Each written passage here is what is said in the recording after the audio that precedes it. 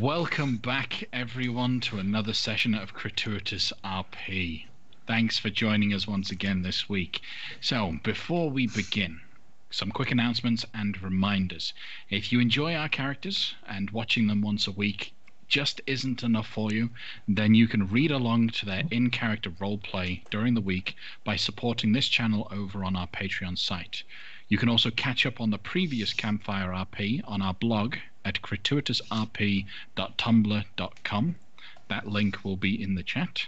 And if you want to see the RP as it happens, become a patron.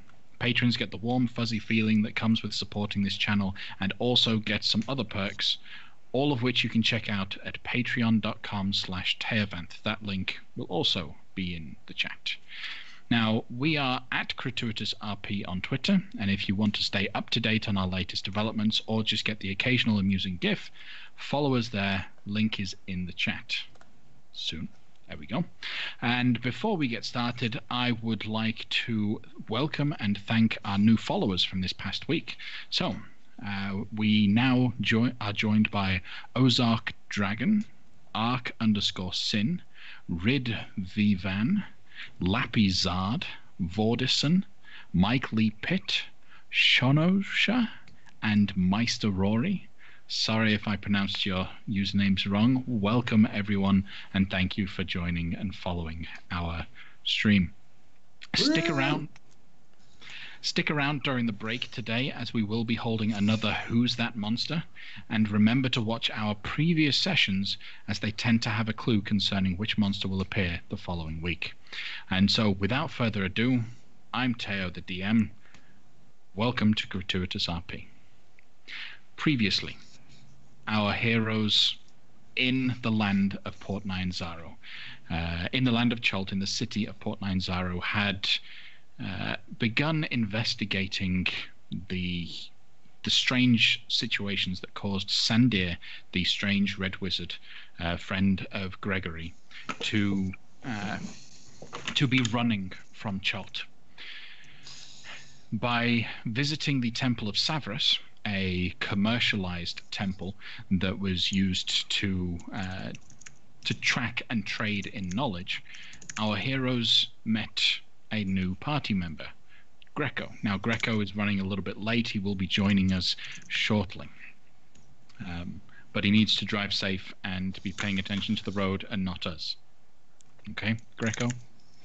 Now, after they had met Greco, they spoke to Grandfather Zitemba at the temple. Some tense negotiations went back and forth between some of our members and him, and ultimately they learned that the Red Wizards are based in the old city of Mesro. Mesro being on the eastern border of Chult, over by the Kitchers Inlet. But in order to get there safely, in order to traverse the area, the party need a guide. Xanthi, the patron of Zola, had told them all that they can have Shargo, her son, for free to guide them through the jungle, on the condition that they keep Zola with them and safe. Shargo is, according to Xanthi, the best tracker there is, but he is over at Fort Belawarian, so the party adventured up towards the fort, and that's where we ended the session last week, as our heroes were arriving at Fort Belawarian. It is now, I want to say, mid-afternoon, early afternoon kind of time frame as you all arrive. Feel free to zoom out as you would need to get a good view and a layout of Fort Belawarian. Now, a reminder about the actual fort that you see. The palisades are these wooden structures built all around this area, is built on the tip of a hill. The palisades themselves, the wooden structures, are 10 to 15 foot high, varying points. The higher points are used as towers for defensive purposes, and they're lined with guards, but the main gates are wide open. As you're climbing up the hill to reach Fort Belawarian, you can clearly see that at the back there is a big straw-roofed building with the flag of Baldur's Gate waving high above. And we reminded Zola that Xanthi had informed her, or told her at some point, that the reason why Shargo is in Fort Belawarian is Xanthi believes that the fort is controlled by an evil band of mercenaries known as the Flaming Fist, and Shargo is there to spy and report. Sadly, Shargo's reports have thus far been nothing to report, fairly innocuous activities. So, what do you guys do as you arrive at Fort Belawarian? 2 questions. Over the last 7 days of travel, can I retroactively have been reading Volo's guide to monsters that I bought at Port Nyanzaru?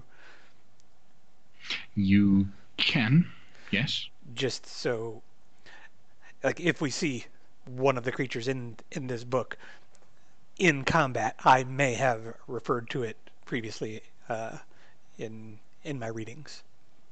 Okay, so mechanically, the way this would work, because normally the mechanic of a copy of Volo's Guide to Monsters in the book is that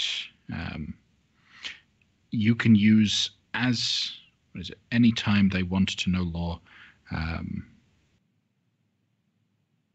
Okay, here we go. Anytime they want to know lore about a particular monster described in the book, give them useful tidbits from Volo's Guide to Monsters. If you want to do this in combat, you're going to have to roll a history check to see if you can remember what is in there. Otherwise, you would actually use an action to pull open the book, turn to the right page, and Pokedex style look up the information about it. Although being able to whip open a tome and flip it open and find the right page and read about it in 6 seconds, that is quite the speed reader you got going on there. Good researchers can do that. Indeed. So that's your first question. What's your second? Second question would be, has Zola shared the information regarding her brother's true purpose here in the fort? No. No. Okay. Very good. So, what do you guys like to do I'll when go you into arrive? I'll go in through the gate and climb up to the second part of the exterior wall and get the attention of one of the observers there. Okay. The moment you step through the gate, a couple of the guards on the position watching over the gate, they don't stop you from entering, but they do watch you, and so you can easily just flag them down. These guards in particular aren't just your typical Chultan warriors.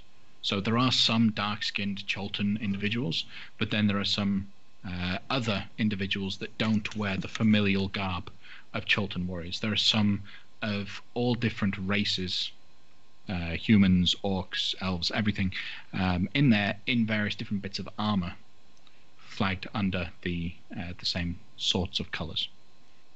Okay. So yeah, I'll wave at one and say, hello! We are from Nyanzaru. We are looking for Shago. Can you point me in the right direction? Who are you to ask about Shago? I am his adopted sister. Perhaps you have heard of me. Roll a persuasion check.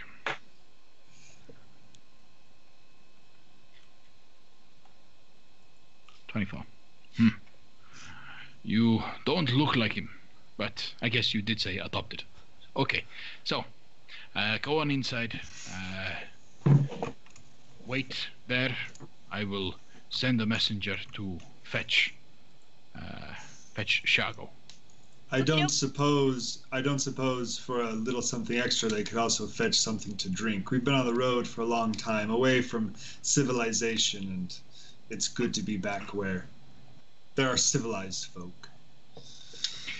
You'll want to stop by the mess area just south of the main hall, and he points and indicates to this spot here, where there are some pews and some seating areas lined up outside a miniature jousting point, a small jousting arena.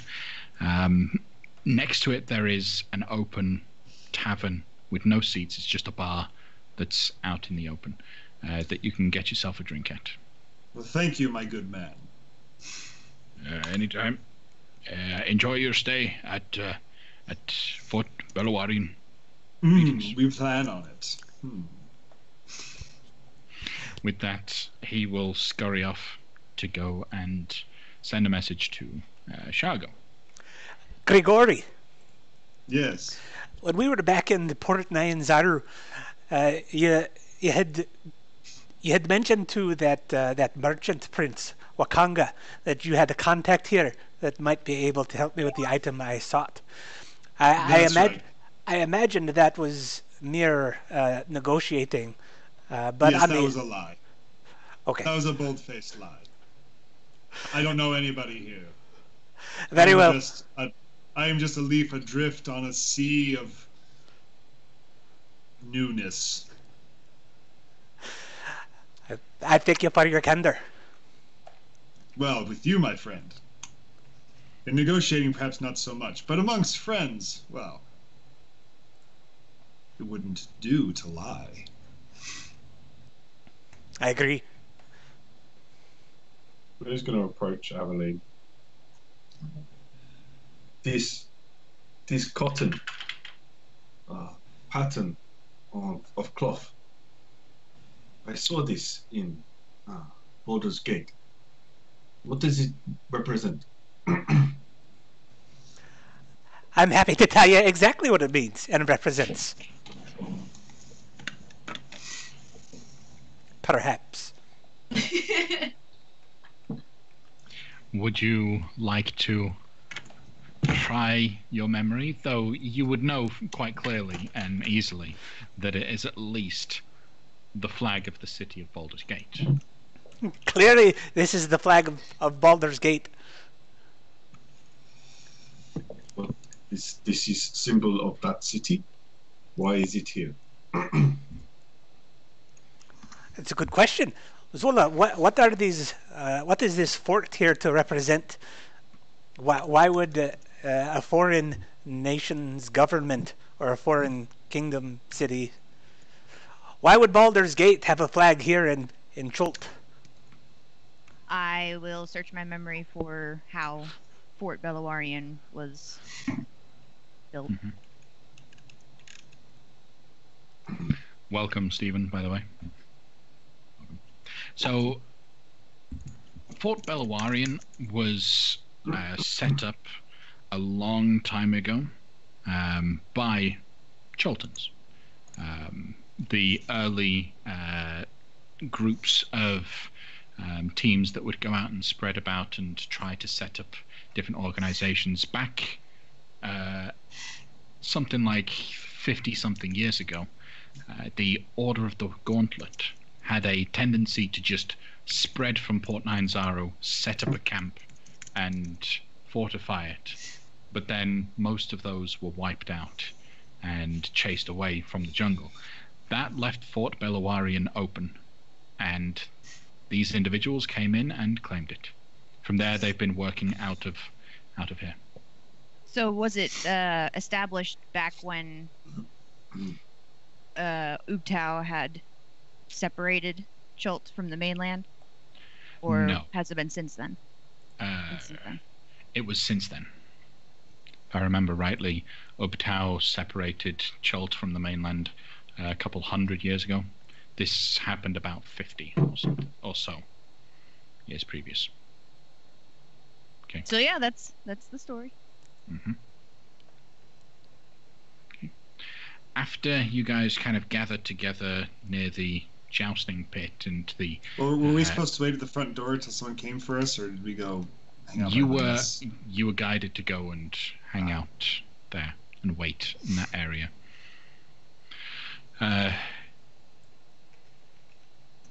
I order something refreshing but not too alcoholic. Not trying to get drunk, just trying to wash the dust travel out of my throat.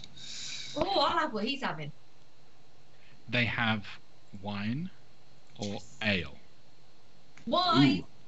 Wine all around. Okay, all right. Wine is going to set you back. Averine, who's paying for this? I technically have no money. Oh, before they say the price, is the bartender a man or a woman? It's a man. Oh, can I smile sweetly? You can smile at him. What do you want that smile to achieve? A lower bar tab.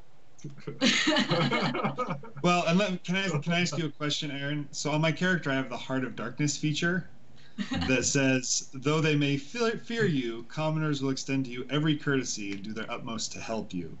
Can I negotiate that for a free, at least first round of drinks? Ah, yes. You're going to have to try and do some negotiating.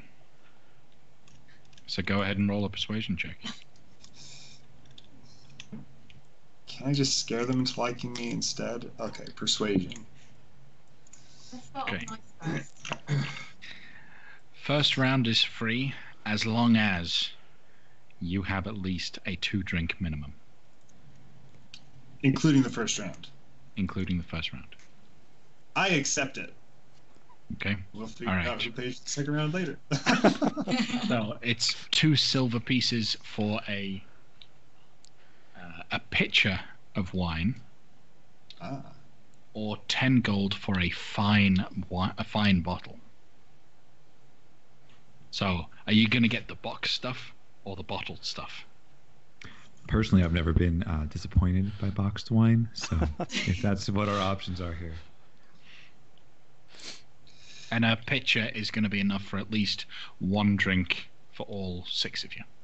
We'll start with the pitcher and go from there, my good man. Okay, so two silver pieces. All right. If I remember correctly, the highest passive perception out of all of you is Zola at 15 and Tower at 15, correct? No one has a passive perception higher than that. Okay. Zola and Tower, you are relaxing a little bit. A glass of wine is handed towards you. Then you feel like you're being watched. Something is approaching the two of you, or, well, the group, from behind, sneaking up very quietly up the side of the benches. I'm going to actively search for whatever is giving me this sensation. Roll a perception check.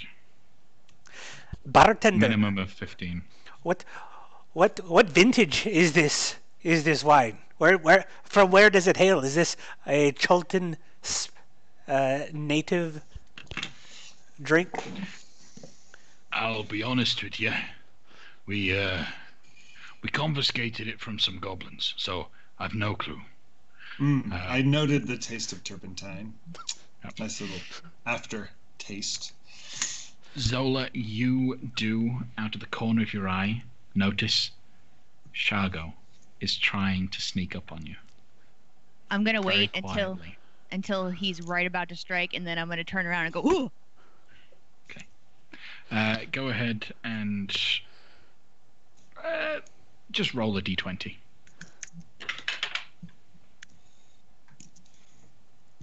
How do you spell Jago? Shago. Okay, he rolled a 2. So, immediately you turn around. Don't do that to me. You thought you could get me? No, I am the master.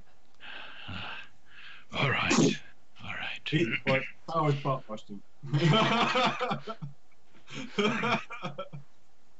He doesn't resist. You can take him down. That's fine. He hits the ground laughing. So, Zola, who's this one? Why you attack? Shago, tower, Shago. Oh, this is your brother. Yeah, I apologize. no need. I understand. You play the game that we discussed. I'm sorry. I'll pick it up. Thank you. It's a bit more of a climactic end to the game than we are used to, but it was enjoyable for me. If it hadn't have been for your blue friend, I'd have gotten you this time. Yeah, right. Never.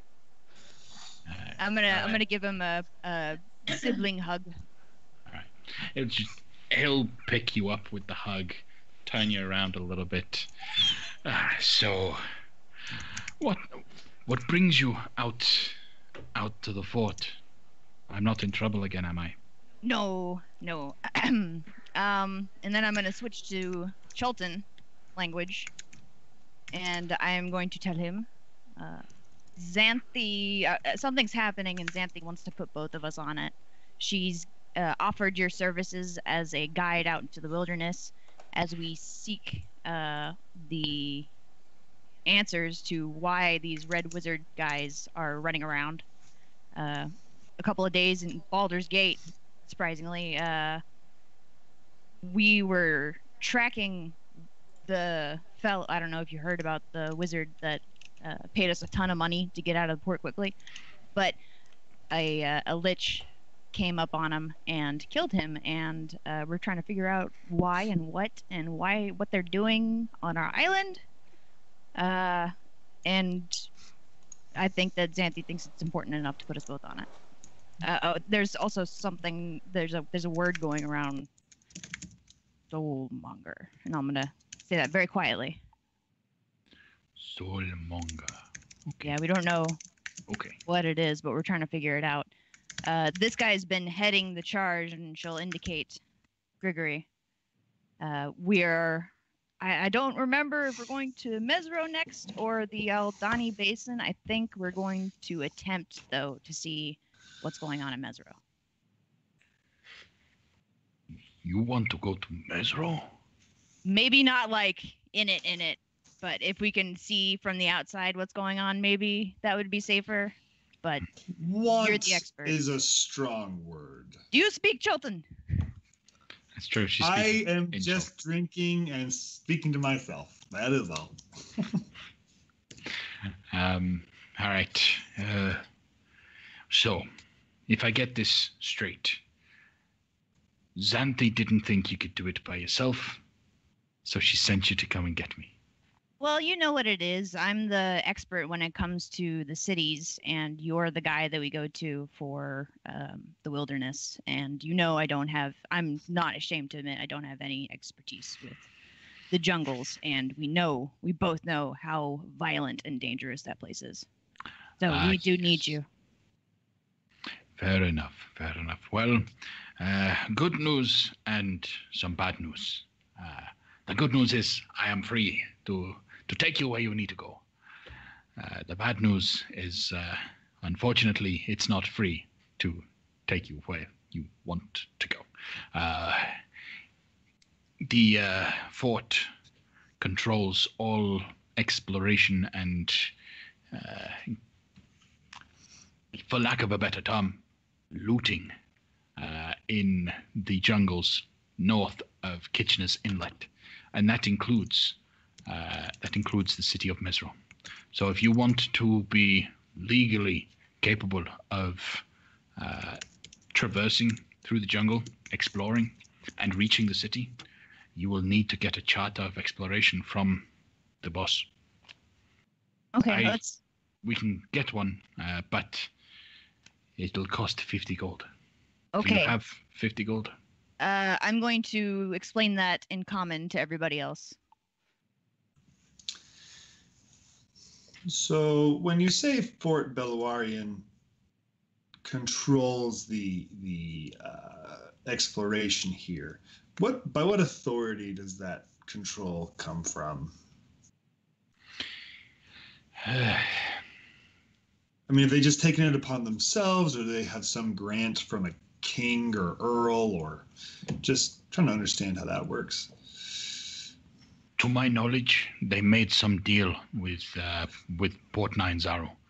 Anything east of the river Tiriki and north of Kitchener's Inlet belongs to the fort. I don't know the deal, and you are as likely to find members of the fort, soldiers, roaming the area, double-checking if you have the right pass. You certainly can't trade in anything that you find from this area without one. Well, I'd rather not run afoul of the authorities, and I'll happily pay the price of the charter. However, if I'm the one putting all the money in, I expect a larger share of any treasures. So if anyone wants to contribute, we can settle our shares now. Well, why don't you put in for the guide, and then you'll get the first payout until you've gotten your 50 gold back, and then we'll split from there. Shago, do you think that they'd provide us a discount if we gave them information about Red Wizard activity, or is that a bad idea? Well, part of the reason why I prefer not to go to Mesro myself is the wizards there. Any exploration that's tried to get anywhere near the city has been killed over the past few months. Right, so they'll find that information more valuable. So if we said we'd come back with news from it, if we do come back, would they give us a discount, you think? That would work, maybe? Liara Porter, the captain here, she has been known to give away charters for free on promise of favor. You work for her, she give it to you for free. Is that a conflict of interest for us?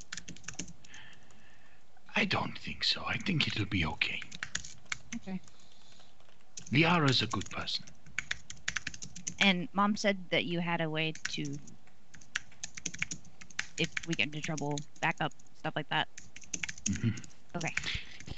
Was all that he'll stretch a little bit, and as he stretches, you'll notice he has a family ring on that curiously has a sending stone, tiny little one set inside of it, just to nonchalantly let you know that he has that available. Was that second part of the conversation also in Chilton, or was that in common? Switching to common now. We're in Okay. common. When he said that the captain was a good person, can I get a sense of what he means by the captain is a good person? Roll an insight check. 13. 13. Okay.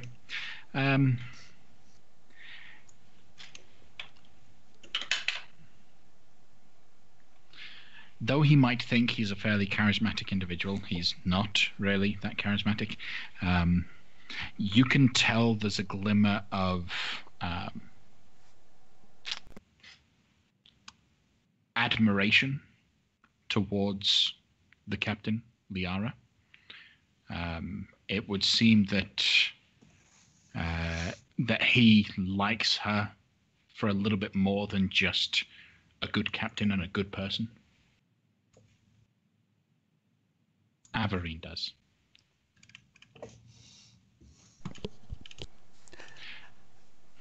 Grigori, your idea is fair.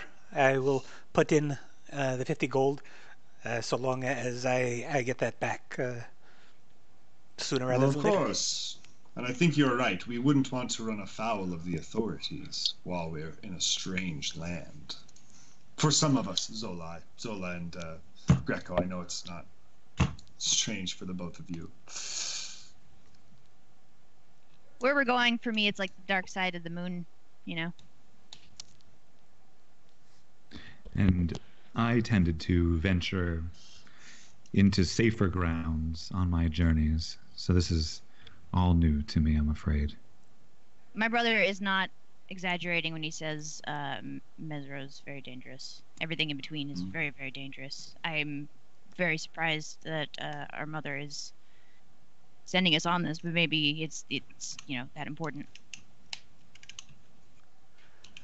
So I guess we're going to do this the conventional way, and not the Fabery way. We'll get a charter. Okay. Shago, I'm Averine, and here is a coin for the charter. Do we go in person, or are you going to acquire it for us? You have to do it in person. Liara likes to meet everyone that comes through, everyone that could be under the flag, so to speak. Even though you won't be working for her, naturally, she will want to explain the terms of the charter to you as best she can.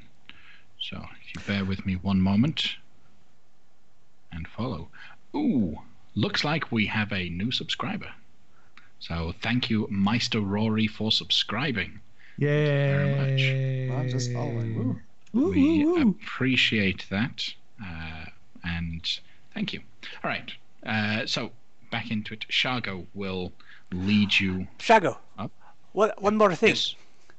Okay. Your mother spoke very highly of your ability to track.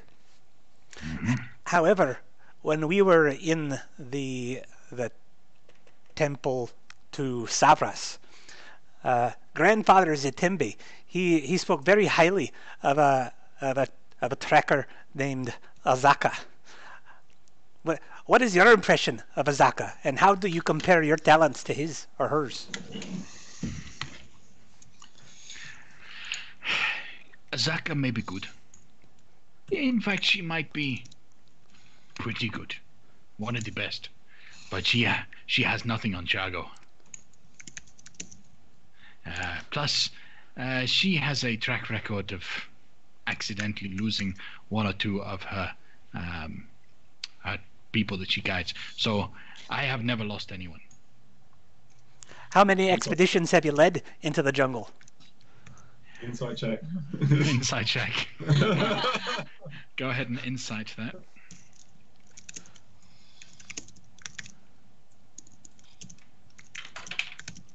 It was a lie. It was a blatant lie. Yeah, absolutely, definitely. He was lying when he said he hasn't lost anyone. I've led a bunch of groups. Some further than others. I even managed to get to the Valley of Embers once. It's pretty far. And I made it back. So that's something. Right. Can I put the finger up and confer with Zola real quick? Out of earshot from Shago.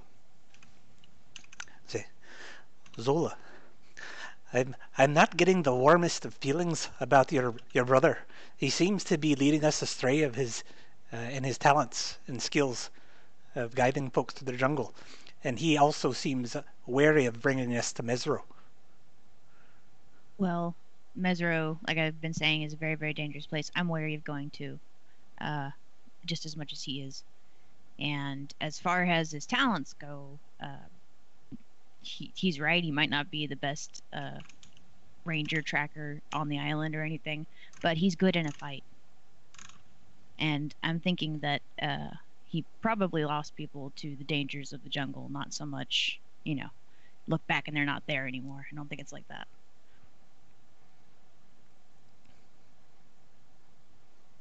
Very well. I mean, you're in the same basket as we are. If you feel that you're safe. I'll turn over my shoulder. Shago, you didn't just look back and people aren't there, right? They got eaten, right, or something. I don't know what you're talking about. Roll a persuasion check to get him to divulge the story of when he lost a group of adventurers. Man, I'm rolling badly. Okay. All right, fine. Just, and he switches to Cholton. To be privately. Look, it wasn't my fault. That T-Rex came out of nowhere. That's all you had to say. It was a Rex. That's understandable. You can't. Yeah. Hopefully we won't run into any ourselves. Literally nowhere. Can we pretend that we were hearing wah wah wah wah wah wah T-Rex wah wah wah wah wah wah? I was gonna say that. What is the Cholton word for T-Rex? Ma, T-Rex, ma. Here we go. I don't speak Cholton, but I'm not getting a warm, fuzzy feeling about that conversation. Don't worry about it, guys. It's nothing. It wasn't his fault. Good. Now, let me introduce you to Liara. All right. And he will charge off into the main area. The Bailey, as they call it, is basically a large hut that has been converted. What was maybe once some stalls for horses have been converted into sleeping quarters and office spaces. I will move you all over to the map of the Inner Bailey. And there is no real need. Okay, good. So dynamic lighting isn't set up. And Shargo leads you up the stairs to the southernmost room, where you see a slightly older, dark-haired woman in some heavy armor, stood over a table covered in various different kinds of maps, some of this area of Chult, some of the lands north of Chult. You can even pick out, there's a map of the Sword Coast, there's a map of Tethir, there's a map of the East lands, like quite a lot of plans on the table. She's looking down. Shargo gets her attention. Oh, hi. Hello. Come in. Are you, you're new here? You're here for a charter? Yes. Wonderful. Well, I should explain. As the leader of this establishment here, I would like to take it upon myself to inform you of what you must live up to. As part of the charter, you will have unrestrained access to any of the sites and any of the areas within the section of the jungles that the charter covers. And that is outlined in the charter boundaries of in the jungle, east of River Tiriki, north, and including the city of Mesro. As part of this charter, you are given the opportunity to hire up to 6 of my men to serve you for 1 gold per day, and they will follow you and help you out. As with that, half of everything you find is mine. If we hire your men, half of what we find is yours, or regardless if we hire your men? Regardless. So half is a very steep tax. Well, it is business, and it is what is necessary to make sure that we don't have non-serious individuals heading out into the jungle. The last thing I want is to give a charter of exploration to someone incapable and inexperienced. You individuals look like you would be capable, and so would have no problem giving away half of your belongings. Well, if the real purpose is to assure that those who aren't serious are involved, if by mere appearance you can tell that we are the type who are serious and are involved, that would argue for a lower percentage of what to return. Since we do not need to be dissuaded from the dangers by such a high percentage. Roll a persuasion check. I'd rather lie or intimidate her, but okay. Are you trying to lie? No. No. This is the problem with having a lawful alignment and being really good at deception. It's not deception, it's negotiation. You set bounds, and it's not their fault they didn't realize you were lying. They agreed to the contract. Perhaps I can drop it down on if you will do something for me, perhaps, and not just a complete favor for me, like you will get paid for this favor. Don't worry. The land, the area just south of here, has a rather large infestation of ghouls right now, and if you would be willing to bring back heads of these ghouls, I will pay you 20 gold pieces for every severed head of a ghoul. And with that promise, if you will do it, then I will only take 25% of what you find. Greco steps forward, bearing his holy symbol. It's like, by the power of Kelmvor, I will bring down these ghouls and end the undead scourge on this land. She puts her hands on your shoulders, taps the shell a little bit. Okay. Sure. It's ambitious. By whatever god you pray to, whatever thing you choose to do, all of that, I don't care. It's clear out the ghouls, makes it easier for my men. So I'll pay you. Can we get that in writing? Ooh, yeah, that's good. Yep. She will write out 20 gold pieces per severed head on behalf of Liara Porter, Blaze of Fort Bellawarian. Thank you. It's an impressive title. Thank you. It just simply means captain of the area, that's all.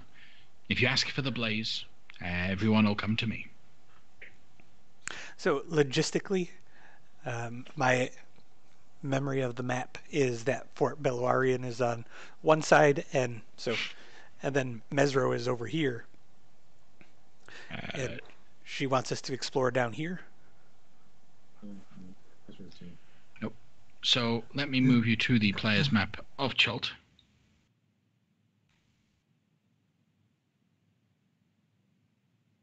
When it finally loads.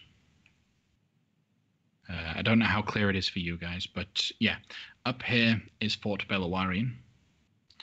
Mesro is down here, and the area that is covered by the charter is everything to the east of this river. So all of this section. So she would like you to collect ghouls south of Fort Bellawarian. Just around here. Okay. So on our way, if we just go straight through. Mm-hmm. Yep. All right. Do you have any questions? Do you have some method of conveyance for these ghoul heads should we come across any of the beasties?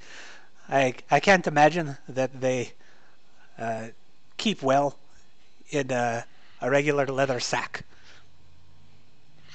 There are herbs and things that you can collect within the jungle. Wrap it up, keep it moist, and you should be fine. I'm not going to be carrying that bag. Me neither. Do I get a sense that, because on her picture, she appears to have like very fine armor, so I might get the sense that she's well off. Yes. So I get the sense that she's not suffering or struggling for money. Not at all. In fact, you can see all over the place is lavishly decorated. The entire fort, everyone here looks like they're doing well. Even the warriors. Blaze, Liara, I have in my travels come to learn about the items that are capable of storing more than you'd think, that they're bigger on the inside. Bags that are capable of holding many things. It looks like that you guys are fairly well off here. Is there a chance that we could acquire one of these? merely for the purposes of fulfilling your quest, as I feel like we are a very capable team and we will acquire many ghoul heads. It would be a shame if we were to have to leave some behind because we couldn't carry so many on our persons. Hmm.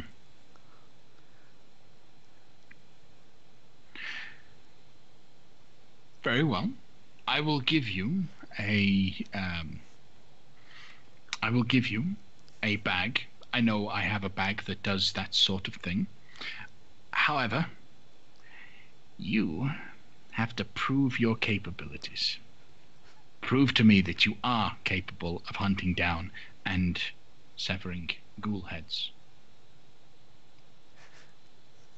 Is that a plural you or a singular you? That is a singular you. Prove to me how capable you are. How may I go about doing such a thing? I don't know. Crazy idea. How about you and I in the pits in an hour?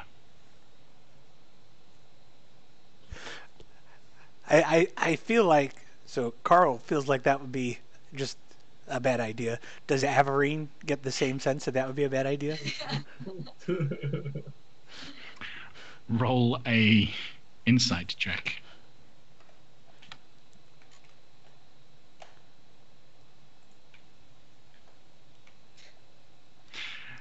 You feel like that would probably be a bad idea to go up against her one-on-one. You take a quick look at her, notice that on her back she has a nice big battle axe. Underneath a cape, a heavy crossbow is mounted to the side of the room that looks like it's been used recently. And she looks, though she's a bit older, she looks really quite capable. So while you could possibly take a run, probably best not to take a run in hand-to-hand combat. Is Aveline the smallest one in our group? I believe so. Did you say smallest one? You challenge the smallest of us? What warrior would you call yourself? I am a businesswoman, and as such, if the smallest among you is capable enough, then the rest don't need to be tested. If I were to test the best of you, well, I know the best of you is capable, but I don't know if the rest of you is. It's quite simple, really. Just numbers. It seems like a large stretch to assume that one's might is measured in one's size. To assume that Averine here is the weakest just because of her diminutive stature seems unfair to her. She's quite capable. Yes, she is. And while you say some groups may have strong members and weak members, a fair contest would be 6 of yours versus 6 of ours. Is that what you would prefer?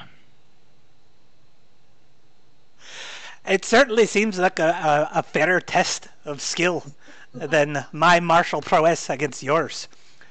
I would similarly not expect you to fare well in a battle of wits against yours truly.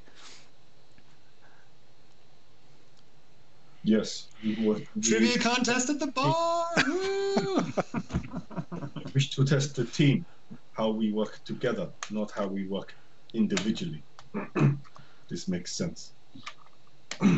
Fine. Then let's make this a closer test comparatively to what you are signing on to do.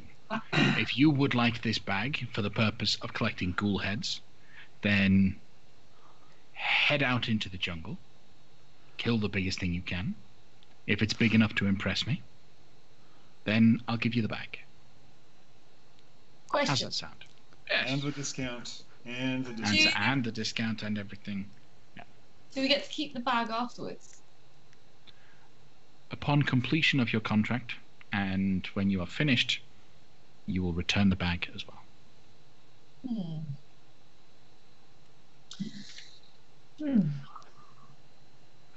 don't know. I'm sure there's a lease to own option. If the discount is big enough, I'm sure we'll come out ahead on that. Okay, wait. I will not kill some innocent creature just for a bag. Innocent? Have you been in this jungle? There isn't a single thing here that's innocent. You're not innocent. I'm not innocent. Nothing in Chult is innocent. Oh no, he's pretty innocent. They do what they do. It is their nature. His hands would say otherwise. My nature, your nature. These are things. Then if everything is nature, then there is no concept of innocence. Do not confuse each Maybe we can go out and find like a nice big carnivorous plant. There we go. Tower. It seems like was it Tower or Grigori? Whoever it was. It seems like the Blaze. I'm being condescending now. The Blaze is afraid of her men being outperformed by the likes of us. And I can't say I blame her. We're very impressive and intimidating. Indeed. So, I guess we'll just have to go out and kill whatever it is that her men can't kill by themselves. It seems like they'll be embarrassed and shown up either way. But if that's the way she wants it. Precisely. You wonderful individuals can get out of my fort. Very well. Very well. And we will bring you back something monstrous to impress you. No charter, no deal, no bag. Take your stuff. Get out. If any of my men find you at any of the ruins within the charter's coverage, then they will kill you. You'll find yourself with dead men. And Tower will start to walk out. This is escalated. Greco starts just retreating slowly into his shell just a little bit. You are in my home, little one, and trying to insult me. Oh, Ms. Porter. As you said, this is business, and you're a businesswoman. Surely this is not the strongest negotiation you've ever faced. If it is, we mean no offense. But if truly you are that deeply offended, I apologize, and we shall leave. But I certainly, without meaning to take offense, did not think that this negotiation would be that bothersome to you, being a woman of experience as you are. This negotiation is not that necessary to me. You are the ones that need my charter to legally peruse the jungles south, and you are the ones that would like a bag to help you along the path. You are here questioning me, and you have scorned my men, my reputation. So either take the deal that was presented to you or leave my fort now. Well, a hard-fought negotiation should be respected. We'll take you upon your offer, Lady Portier. Very well. She will pull out a piece of paper from within her garments, signs it, hands it over to you. There is your amended Charter of Exploration. 50 gold and 25% of your intake, plus the promise of 20 gold pieces per ghoul head that you return. I take the 50 gold out and I snatch the contract and I just start walking out. Greco follows slowly behind. Grigori is going to stay behind just a second and let everyone else filter out for a moment. I'm not leaving without making sure everybody whoever doesn't want to leave is fine, but if some people are marching out, that's fine. Shargo will look between Liara and Zola, and Averine walking off. He looks a little bit confused, but steps over to Zola. And I'm going to kind of glare at Grigory like, I hope you're not going to make a bad situation worse. It was a hard-fought negotiation. Thank you. I simply ask, as we're out and about, is there anything you have your eye on that I could collect for you or should keep an eye out for? Sure, I understand as a business you want the ghoul heads, but as a personal condescension, if I should keep our eyes out for anything else, I'd be glad to do so if anything came to your mind.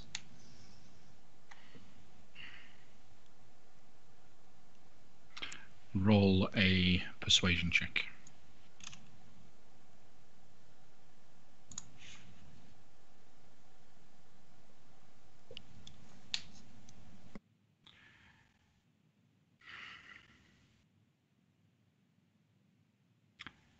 The wizards at the southern part of my area are not the only dangers that concern me.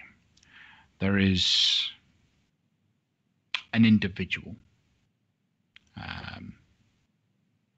a man, seems to be causing some trouble around the city of Mesro. If you find yourself down there and you meet an individual, long brown hair,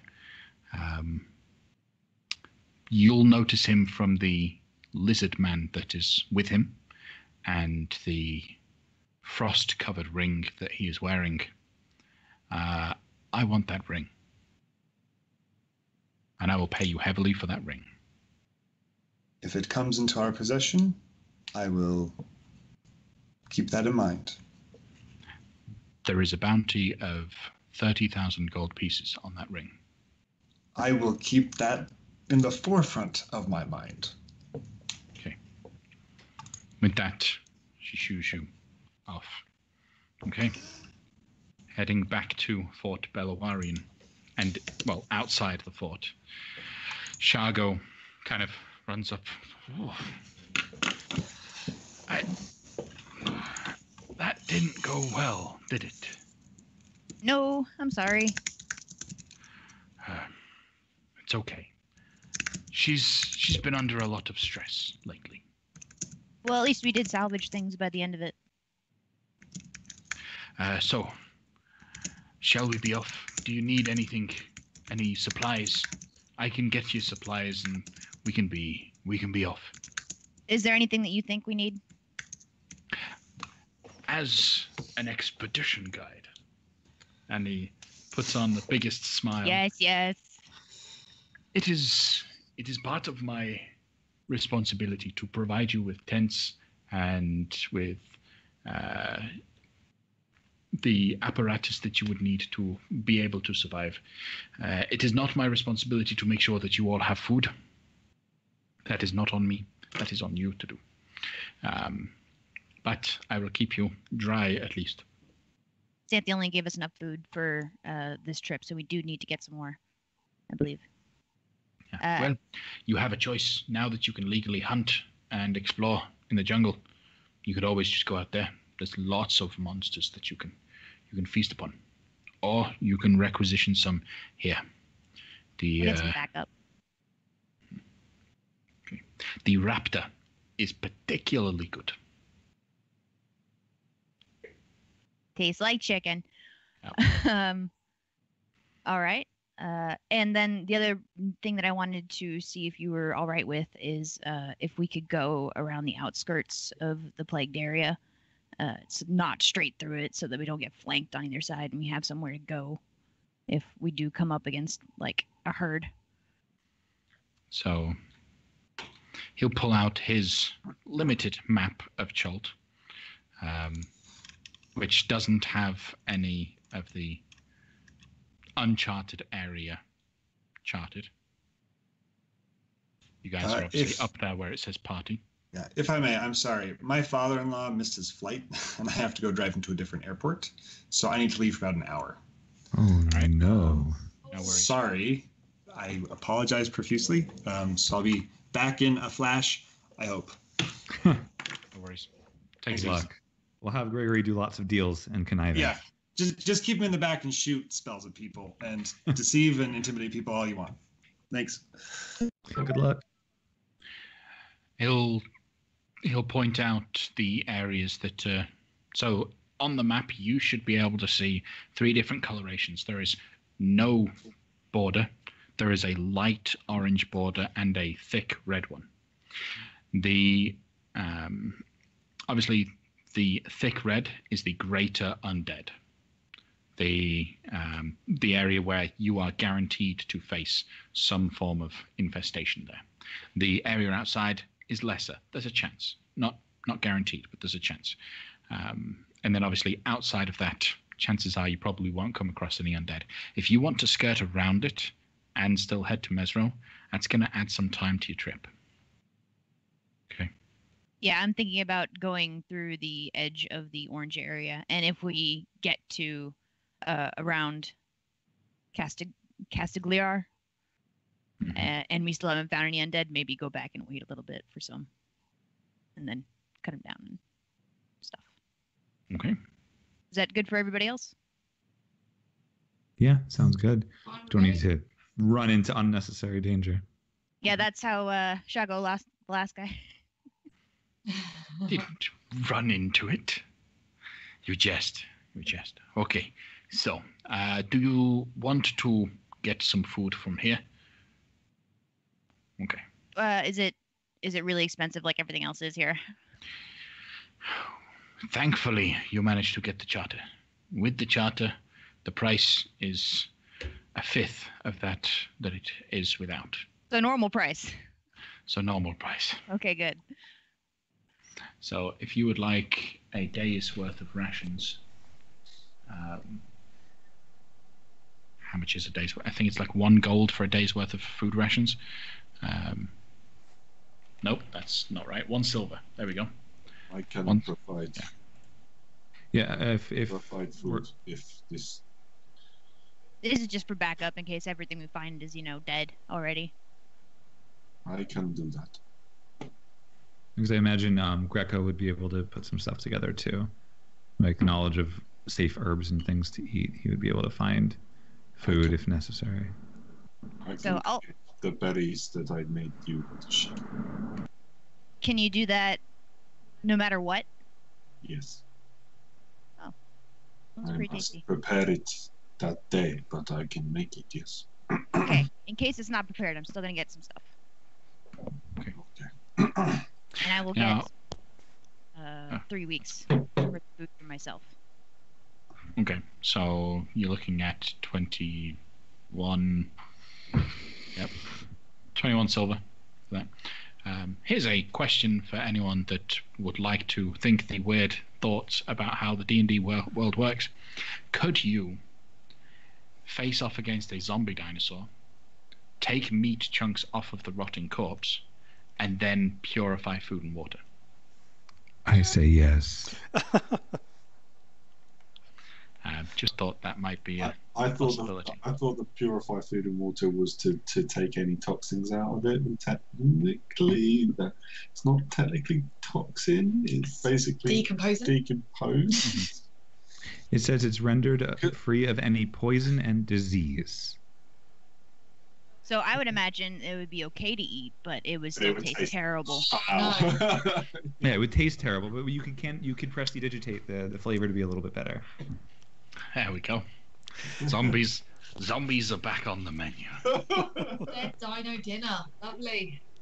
All right. So when everyone comes out of the meeting with Liara, Averine is pacing back and forth outside. Her face is red, and she's just muttering to herself, "The stupid, thick-headed, armor-wearing meathead!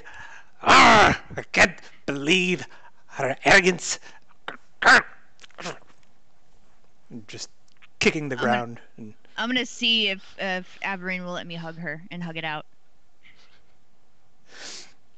So come at her slowly. She's uncomfortable at first. She's like, what the hell are you doing? Just let it go. We'll never see her again. Just let it go. Okay, yeah, she calms down. Thank God, so I was going to start singing her voice. Hugs fix everything. She also made me quite frustrated. You want to? That's not what That woman seemed devoid of any sense of honor, making deals and taking them away. Not to my liking. Well, we won't have to deal with her anymore. We hope. Shargo is just off to the side, trying to ignore everything. And you can tell he's trying to ignore it. Yep. Practically fingers in the ears. All right, so leaving Fort Beluarian with your resources intact, what would you like to do? Shargo will explain that we can go wherever you need to go. We can go however you want. You can go through the jungle. You can just go that way. You can skirt around the eastern beach. It'll take much longer, but then at least you're not going to get lost at all. There's a guarantee of that. Of course, there's a guarantee you won't get lost in my company. Anyway, but... Inside check. Go ahead and incite him. He rolls a 23. Oh, God. Okay. You believe him. Or adversely, we could head back towards Port Nyanzaru and take a boat along the river Tiriki and then cut across the jungle to Mesro. The river is obviously the quickest way. You mentioned another place. Zola. Oh yeah. Do I know much about that place other than Which it's port? on a map? Castiglia. Yeah. Shargo is happy to explain that Port Castiglia is just literally a port. There are docks. There is a shed where people store things in it. That's it. There is nothing else in it. There's no paths. There's no houses, huts. There's no businesses. It's just when you need to take a break and you're traveling around the coast. Typically speaking, most people will dock into Port Castiglia, wait for a second, and then... But there could be trade on the boats. There could be trade on the boats, but And it obviously dock. It's not often. But yes, on the dock. It's not often that multiple boats are at the docks at the same time. Shargo, we had considered getting a boat from Port Nyanzaru and taking it to Fort Beluarian, but we were afraid that we would run into pirate troubles. If we took a boat from Fort Beluarian around the coast into Mesro, is it right to be afraid of trouble from pirates, or is this a concern that is overblown? Roll an insight check.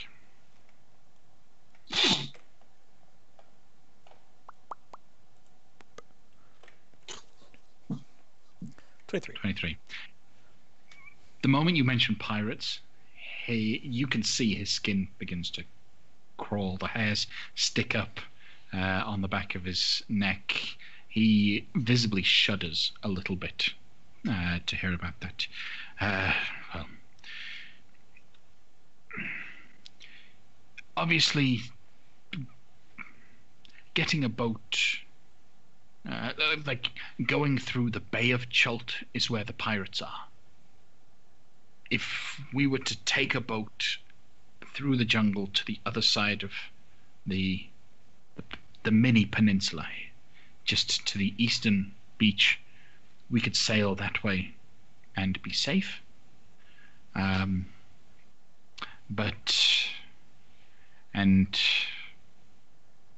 he looks at Zola, looks back at you, looks back to Zola in Cholton. Can I trust this one? With what? Sensitive knowledge. Family business. I haven't been able to tell yet. Okay. I mean, it's mostly all of our business has been not sensitive. Okay. He seems like there was a bit of a terse situation between you and Liara, and he wants to mend that situation, make sure that Averine is going to be okay around him. He will mention... Now, don't think too much about this, but if you just so happen to be flying a Baldur's Gate flag on your ship, the pirates won't attack you.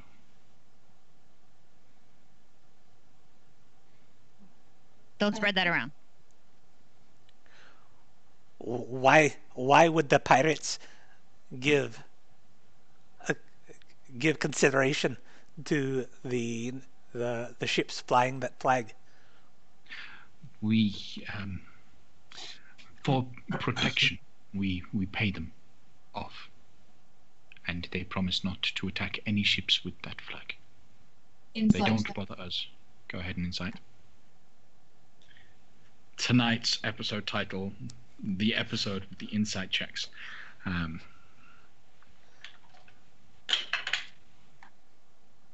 There's a little bit more to it.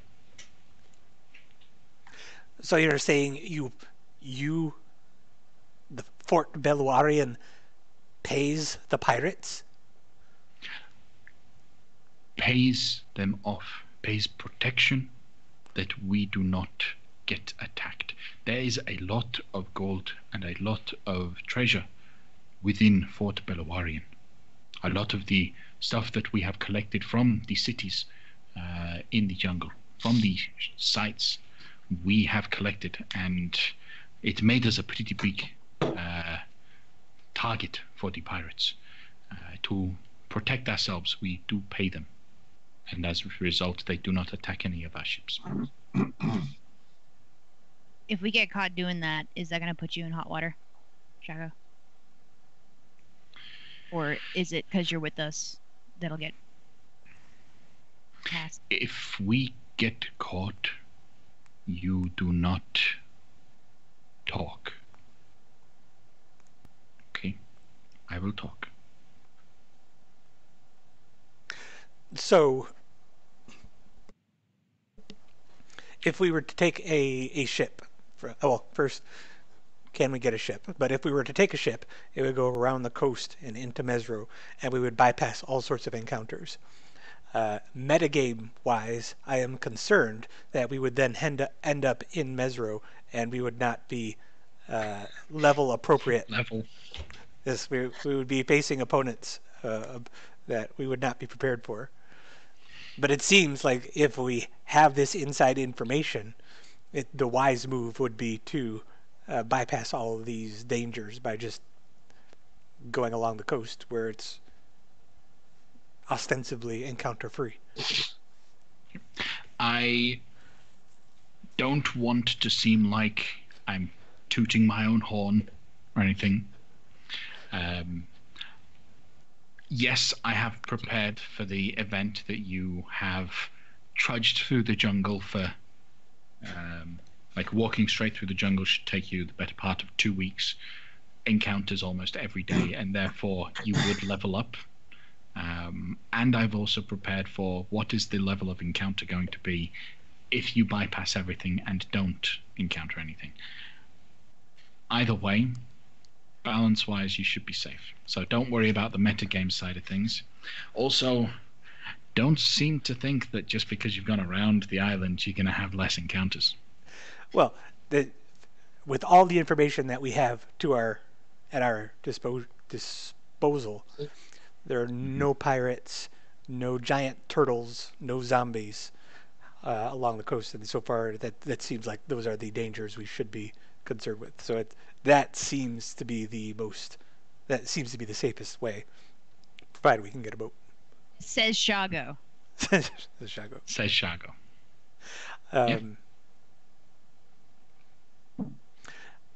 But then we also don't get to show Porter how badass we are and bankrupt her with all our ghoul heads. Tricky.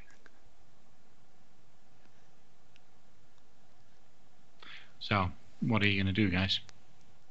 I am for the water route. Water route seems the most prudent, and Greco would want to go the most prudent route. Would you? To be fair, I think Tao would be more comfortable in forest and jungle than he would be on the water. But he's a bit confused about the whole situation because there's licenses and what seems to be tariffs and all of these things that he just isn't used to, so he's just going to follow the consensus. We can split the party. That's always a good idea, right? Well, I think the smart money is on the coastal route, provided we can get a boat. We don't. Well, we could walk the coastal route. We could walk it. That's the best of both grounds, and then we don't have to worry about the sea creatures. We can just keep to the beaches. I mean, we got water, and well, we got fish. I can provide water. Getting Shargo speaks up, and getting a boat is going to be a little bit tricky. The only boats up here belong to Liara.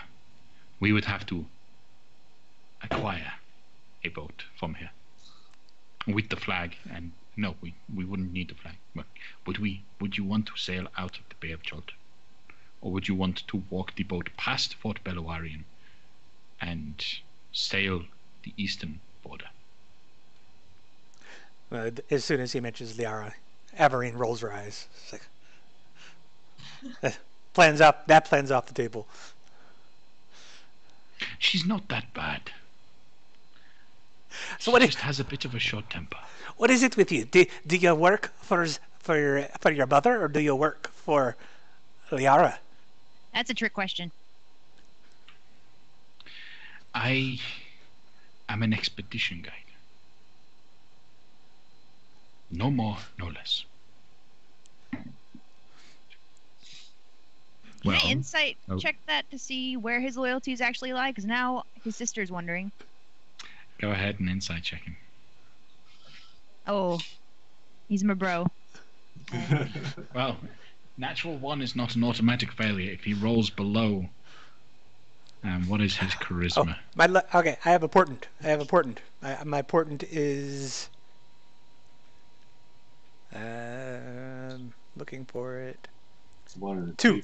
I have a 2 and a 17. I choose for him to have a 2. Okay. So with his deception roll of +2, puts him at a 4.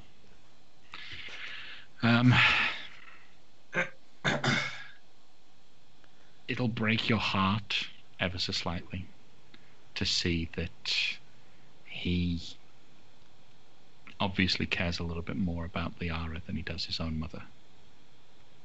You're right, it does break my heart a little bit. Sandy's been nothing but the best mother in the world to him. She isn't the world.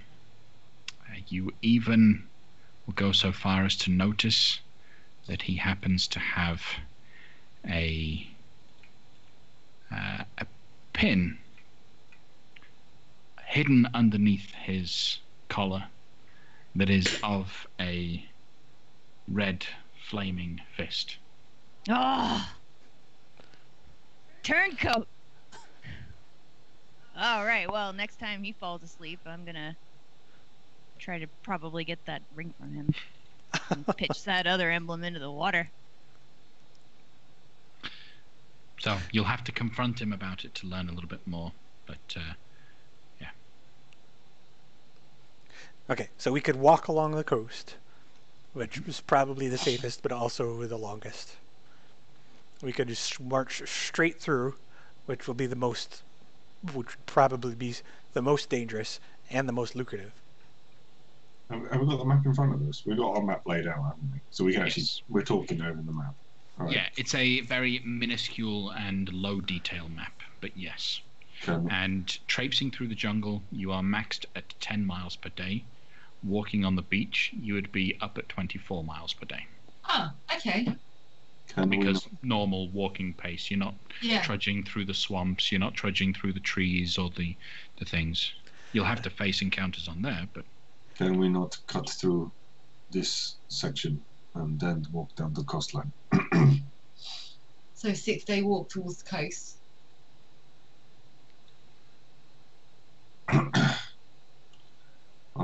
If you wish to get heads, we can wander in and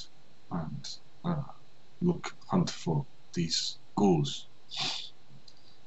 If this is what you wish to do, we may even encounter some going through that way. Well, Averine is keen on showing Porter up, but she also has a strength of 8, so she's not going to be able to carry a whole bunch of literally dead weight or undead weight. So I can carry those heads. I can also keep them chilled. Oh yeah? Sound like you've done this before. Well, those furbolg, they're very good at preserving their meats. We waste nothing. Out of curiosity, what do you plan to do to preserve the meats? Like, what mechanic are you saying you can do? I can freeze water, so I can soak them and then freeze them. So when they defrost, just refreeze them. I can just keep through. As a cantrip, I can just keep freezing. Walks around just every few seconds. Okay. All right. So it looks like you're all voting for, for walking, obviously, but going, trying to skirt around the undead at least. So are we going to go around that mountain ridge, or do you want to cut across? That's the decision. I like the cutting across, leaning towards those mountains and going to the shore and walking down. It seems like that would be pretty safe, and we'll certainly be able to find ghouls once we get closer to Mesro. So we're not exactly going to be put in a position where we won't be able to satisfy her. And Greco doesn't really care about the reward for them. He'd rather just kill the ghouls for killing the ghouls' sake, especially since she's being a real jerk about it. So yeah, I'm totally fine with that. And if we want to take excursions into the danger zone, that's also fine. But if we want to just expect we'll come across them in Mesro, it also makes sense. And keeping to the mountain will probably make it easier for us to not get lost on the way. If we can kind of keep near that, it's a good reference point. Okay. Then, with that, as you all set off into the jungle and start heading in, I have a question for you, players. Would you like to control and run Shargo, or would you like me to? I want you to, because it would give him a life, I feel. Okay. Whereas another one of us might not, because we can't do both. All right. As such, Shargo will, generally speaking, during the days, he will just be tracking and keeping you moving. He'll be making survival checks to keep you headed on the right path. If you guys want to help him, you will have to say so, that you're going to be helping him out at the beginning of each day, effectively, or group of days if we do a montage as we move. I imagine that Tower will be, as Greco will be too. He will be trying to lead, helping him train. Okay. In which case, you guys do have the right to see his character sheet should you be interested.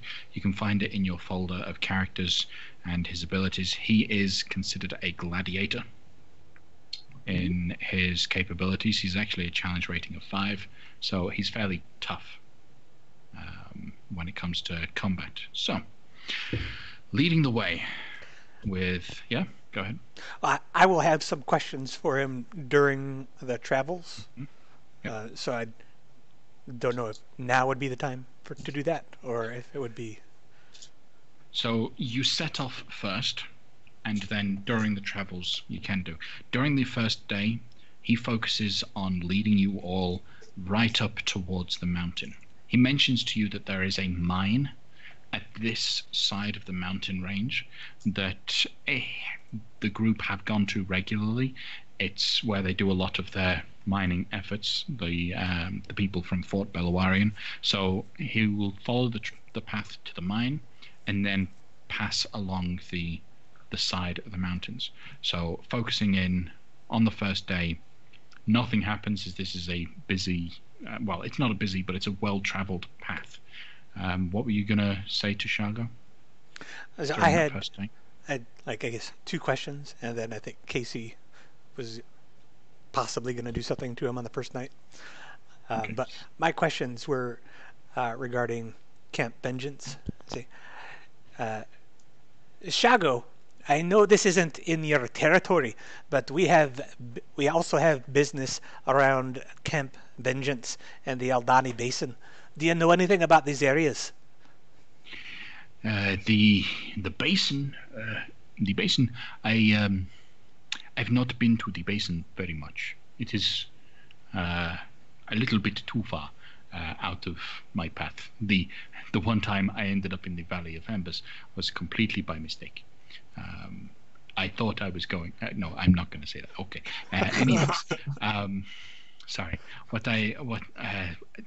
To topic. So, Camp Vengeance, to my knowledge, it is still under the control of the Order of the Gauntlet people. Big, heavy, white-fisted man. They control that camp. It's a fairly common position, but Fort Belawarian do not deal too well with Camp Vengeance themselves. They would not know of me as from there, so we wouldn't have a problem if I guided you to Camp Vengeance, and I can get you there. But it's best we do not fly a Baldur's Gate flag in Camp Vengeance. Very good. In Avarine's backstory, she has spent time with the Aarakocra of Kir Sabal, but Carl doesn't know anything about where that is or where they would be on this map. Oh, I see. Okay. So I would ask, have you ever traveled further past Mesro, perhaps along the coast? I've spent some time with the bird folk of Kir Sabal. Are you acquainted with them? I have not had any dealings with the bird folk there. They keep themselves very solitary in their cliffside residence.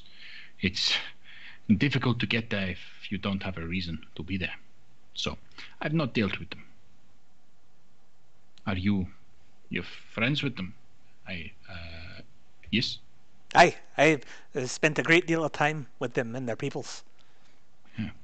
Well, I hear that the Dance of Feathers is a sight to behold. Have you been lucky enough to witness a Dance of Feathers? Yes. Okay. So... whether or not you would have been graced with the opportunity to witness a Dance of Feathers depends on your relationship with the Aarakocra. Now, you said that you spent some time there as part of your background, but what kind of relationship did you have with the leader of the Kir Sabal, whose name is Ashara. So I have this feature called Cultural Chameleon, and I will find that and tell you exactly what that means. But basically, I'm accepted as one of their own, to paraphrase it. If you are accepted as one of their own, then she would have permitted you to be witness to, or even potentially recipient of, the Dance of the Seven Winds. Not the Dance of Feathers, that was something else. Forget, retcon, I said that. Dance of the Seven Winds. The Dance of the Seven Winds is a ritual that an elder Aarakocra can perform. It is a very sacred ritual for them, and it is only done to those people who are considered to be part of that family. The process of it is a 10-minute ritual performed by the elder, which results in them losing their wings and granting flight to the recipients of the dance for 3 days. Upon the 3 days finishing, the Aarakocra's wings grow back, and they claim their flight back. But with the nature of the Aarakocra world, with the fact that their whole city is up on the side of a cliffside, to give up one's ability to fly as an Aarakocra is giving up one's identity, more or less, what it is that makes you Aarakocra. So to grant that blessing to someone who is not an Aarakocra and not capable of flight for a couple days really shows great respect to that individual. And so, yes, you have witnessed a Dance of the Seven Winds. I would so like to be able to witness. Oh well, I'd love to be a recipient of, to be able to fly wherever you want, go wherever you want. I hear in the north they have flying ships. I would like to fly one day. It is a desire shared among all peoples and all cultures, I found. That's it. Those are the questions. Okay. Anything else that you guys would like to do over the first 2 days? The second day will get you to the mine where the Fort Belawarian do their work, and on the second day the weather clears up, not a cloud in the sky, burning hot sun as a result. It's the opposite extreme, and you need to use the shelter of the tree line just simply to avoid getting burnt. Zola, you were gonna say something? She's taken a giant elephant ear leaf and she's using it like an umbrella as she's walking. Hey, Greco, I noticed that you dabble in alchemy. Did I get that right? It's something to that effect. I take herbs and berries and a little bit of magic and mix them up together and create brews that can be used to have various effects. I have a handful on me if you would like. It will heal you if you're wounded. I gave one to Carmen the other night. And he reaches into one of the many bags and things hooked onto him by straps, and he pulls out just a small vial. It's got a little bit of goopy, thick liquid in it. He pours it. Oh, thanks. In case... You're very welcome. In case you find yourself in a scrape and I'm not there to assist. Is this a salve or is this ingested? Either way, ingestion is faster. It'll go directly into your system, but if you want to rub it onto a wound, that could work too. Neato. I was going to ask you because, I'm very interested in my home island and I haven't been outside of Nyanzaru. If there is any kind of plant life you'd like me to look out for you, I can be pretty observant. Well, right now I've only really learned to create 2 kinds of brews. If you find anything that looks unique or special, magical, different in these jungles, let me know, and I can explore it and examine it as we walk, and maybe use it for something different. Most of what I know is just from trial and error, trying one kind of plant and mixing it with another, finding how the tastes work and how the magic courses through. But anything with real potency has been few and far between until I've at least gotten my healing and antitoxins, which I'm sure will also come in handy in the future when we find ourselves in the deeper depths of the jungles. Okay, so like nothing around here right now constitutes what you're looking for. No, nothing beyond what I already know to find and grab, but I appreciate it, and I will. If I learn of anything new, I'll give you a heads up. I also want to let you know that the rain is starting to make the symbol on your back run off a little bit. I am happy to keep that up for you, since I figure you have a hard time. That would be very kind. It's weathered many storms, and a touch-up would always be much appreciated. Sure thing. And then... I was just going to say real quick, so Greco, Yes. there is something plant-like that you would be interested in getting your hands on. Okay. Not just so much to be able to make something out of it, but to be able to understand it a little bit more. Mm-hmm. It is known as the yellow musk creeper. Ooh. Now, I, as Stephen, know of that from various monster manuals and dungeon master guides, but what does Greco know of that beyond that it exists? Greco knows that it is one of the more deadly plants in the jungle. Its capabilities include the ability to charm people with its spores. And that right there is very much something that you, as an alchemist, would be interested to be able to understand how it works, so that you can either combat it or utilize it, whatever you would like to do. Great. Well then, actually, Zola, there's this plant called a yellow musk creeper. I know very little of it now, but I do know that its spores are able to charm people when inhaled.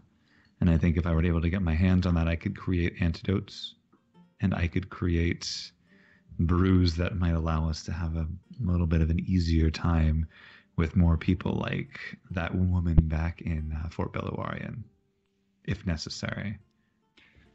I'll keep my eyes out. Much appreciated. You go straight to weaponizing it. I went straight to antidote and then weaponizing it. Okay. All right. Look, yeah. Cool. Anything else? Sorry, I interrupted, but was there anything else you were doing on the travel? On one of these nights, I'm going to wait till Shaw goes asleep and try and steal the ring, the sending ring from him. Okay. You're going to have to roll a stealth check versus his passive perception of 11. All right. So you wait till he's asleep. You get up to him without drawing any attention, quietly right up to him. You need to get that ring off of his finger. How do you do it? What skills do you employ, and what do you do to get that ring off of his finger? Without waking. I think that there's only one thing that's actually applicable for this, and it's sleight of hand, yeah? Yep, okay, fair enough. But talk us through what you're trying to do. Like, are you going to try and put something in place, or are you going to distract the other hand so that his mind doesn't think about the... Like, what are you going to be doing? I think that attempting... No, yeah. Yeah, I like the idea of doing the Indiana Jones quick replacement thing. So I'll get like a vine, a small vine, and turn it into a ring. And I will try not to move anything and just put my fingers on the edge of the ring and take all the time in the world. I don't care if anybody else out there sees me. Just take my time with it and just slowly pull it off. Okay. And then... So you use the vine to create not a complete ring, but more like a U-shaped ring, so that you can slide it onto the finger where the ring is, and then slowly shift the ring off, keeping pressure on the vine so that it still feels like he's wearing the ring at all times. Go ahead and make a sleight of hand check.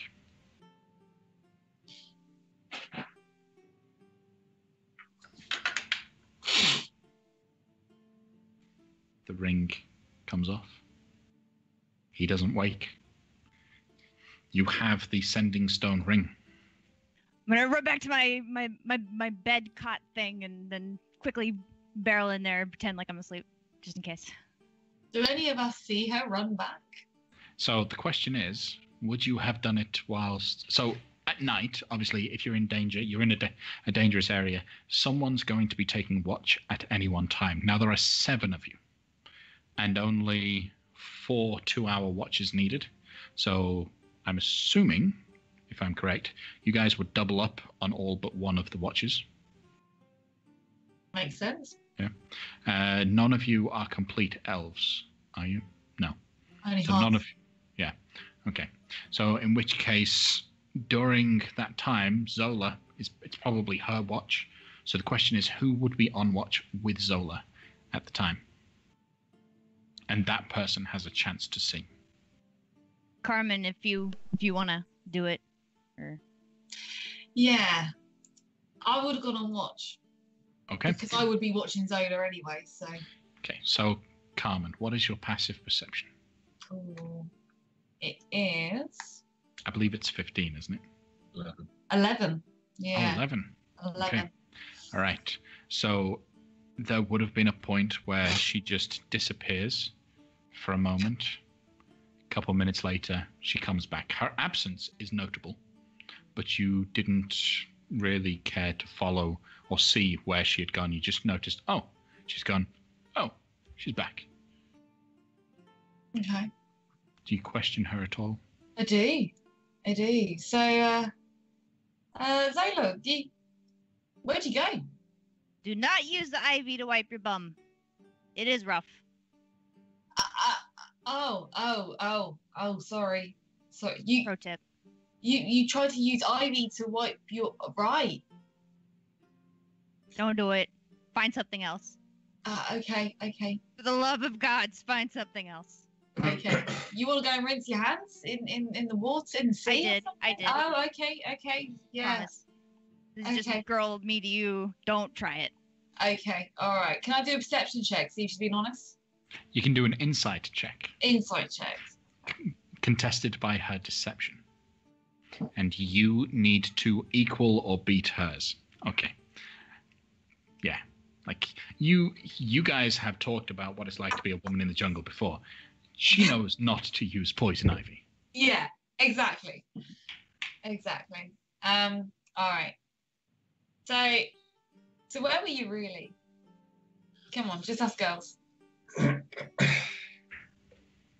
It's a little bit between me and my brother.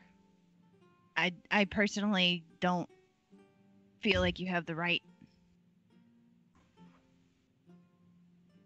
It's not anything against you. It's just family business, and the less you know about it, the better. I don't have the right, but I do have a concern if you're going to be disappearing to try and get one up on your brother when you're meant to be on watch with the group. That's my only comment on it. I was still watching. I promise. Yeah, all right. You deal your own. Look, we've all got brothers. Well, I know how you feel. I've got a nightmare of a brother. So you do? Yeah. So Is he older or younger? He's older. Is it like this with you too? Yeah, you could say that. But he's a troublesome one. So I know what he's like, but yeah. I'm not gonna interfere. But just you don't need to lie to me. No, I know how it feels. Yeah, it's just I'm trying to lay down that you might not want to pick this up. Okay, that's cool. You know, what is it? Deniable cause, something like that. Plausible deniability. I'm giving you deniability. Okay. All right, cool. No worries. It's fine. Okay. Well, while the adventuring party are sleeping, are camping out, traveling, they will make their way through. As they set off for the third day, Shargo keeps you on track next to the mine. But at this point, you're traveling through uncharted path. Not uncharted, but at least not frequently charted, yeah? Have we managed to get any food? Yes, so I think you acquired some previously, and if you would have been hunting on a daily basis, because you've got 8 hours worth of downtime every day, which includes setting up tents, putting them down, taking a break, you'd have been hunting during that time, right? Yeah. Part of his survival check that he does daily is not only keeping you moving, but also helping with hunting. So he's been able to roll well enough so far to keep you fed, but he won't feed you. I just need to know, because I will be, if we haven't found any food, then I'll pick a spell to give us some food if that's the case. Okay. As of right now, you guys aren't anywhere near running out of rations or food. The deeper into the jungle you get, maybe. But right now, while you're not in any undead zones, while you're still close enough to the coast, food is still fairly aplenty. You've got quite an array of the food. In fact, the trees filled with fruit, berries of all kinds.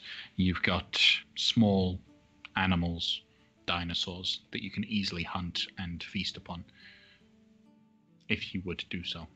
Well, Greco's going to be grabbing like fruit and berries and stuff. Just not even necessarily to use right now, because I don't think he's going to be brewing any potions at this point. But just so he can have a stock to munch on, feel the flavors, see what might be good in potions. I'm going to be over your shoulder, just like, a stockpile. What's that? I was actually planning on him also. I was going to say he would invite you to watch along and see all of the things that he's picking out, and he'll be explaining to you in probably far more words than you would care to hear about what each thing is and how the flavor profile meshes with the magic components of the potions, and why this one's better for Yuan Ti and this one's better for turtle taste buds and humans like this. No, she actually looks completely engaged and fascinated. If she had like a little notepad, she'd be taking notes, but she doesn't. So there's she's going to remember as much as possible. Yeah. To be fair, if Tao's overhearing that, he might be quite interested. So you got a posse cuddled around you. Papa Greco here, just some lessons in getting berries. Okay. While we travel, I am going to also try and have conversations with Averine. I'm concerned with Averine being the red-haired girl of the group. I'm a bit worried she may be suffering with the sunlight a little bit more. So I'm just going to be just checking she's all right as we travel, and then if possible, if Averine would let Carmen maybe spend a day having a read of the Volo's Guide to Monsters, just so she can have a bit of a flick through as well. That might be handy if she lets her. Mike. Say, hi, you're more than welcome to read the book. Here you go. And she's fanning herself. And how are you doing? Are you okay? It's a bloody nightmare out here. Yeah, I was worried. Are we making sure Averine's in the shade, or have we got a leaf we can attach somehow? That's up to you. I'll help you with that. Okay, me and Zolo are going to just make sure that we've got some shade. There is this. It's not necessary. I have to become acclimated to the environment. I appreciate your concern, though. Okay. All right. Okay. Do you want ice water? Do you want ice water? You water out. Just chill it off. Drop an ice bucket on her head. A light spritzing of cold water in her face every now and then. All right. Then as your journey through the jungle continues, we're going to take a 15-minute break. At the beginning of the break, you will, as we mentioned, be able to see fairly soon today's Who's That Monster? So go ahead and type into the chat what you think the monster is for today. And once we return, we will reveal it and congratulate whoever succeeded. So, who's that monster? And I'll see you guys in 15 minutes. All right. Welcome back after the break. Thank you for joining us. And so, who's that monster? Drum roll. It is the Ankylosaurus. So, well done, the silver tree, Carl, for guessing that one correctly. Good job. Watch each week for the Who's That Monster as we test this out. Last session, the Ankylosaurus was featured as the dinosaur that Zola wanted to show off to Tower, and I got completely messed up and thought of some other kind of monster, and then wanted to show them different things. So that was last week's monster. Pay close attention to this session, as the monster for next week will be visible. All right, jumping straight back into the thick of things. Our heroes are traipsing through the jungle. The sun is hot. The trees are thick. You have a mountain to one side, a forest to the other, and you're just making your way south. On the 4th day of you traveling, as you make it, I would say about halfway down the mountainside, let me check what... Yep. Okay. Again, Zola and Tower, and this time Greco. You hear in the distance, near the trees, little giggling-like sounds. Is this a sound that we would recognize the source of? Ah, shit. Roll a perception check.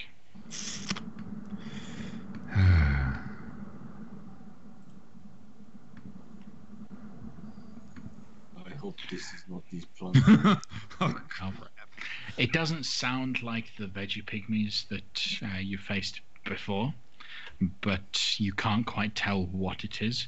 You just know you can hear the sound of movement, a little bit of giggling, and the rustle of some leaves coming from the west of you, which is your right as you're moving south.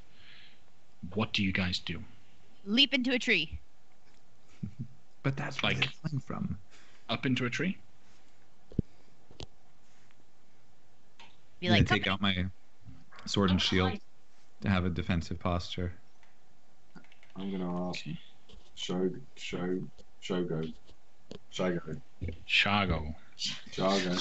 My name is Shago.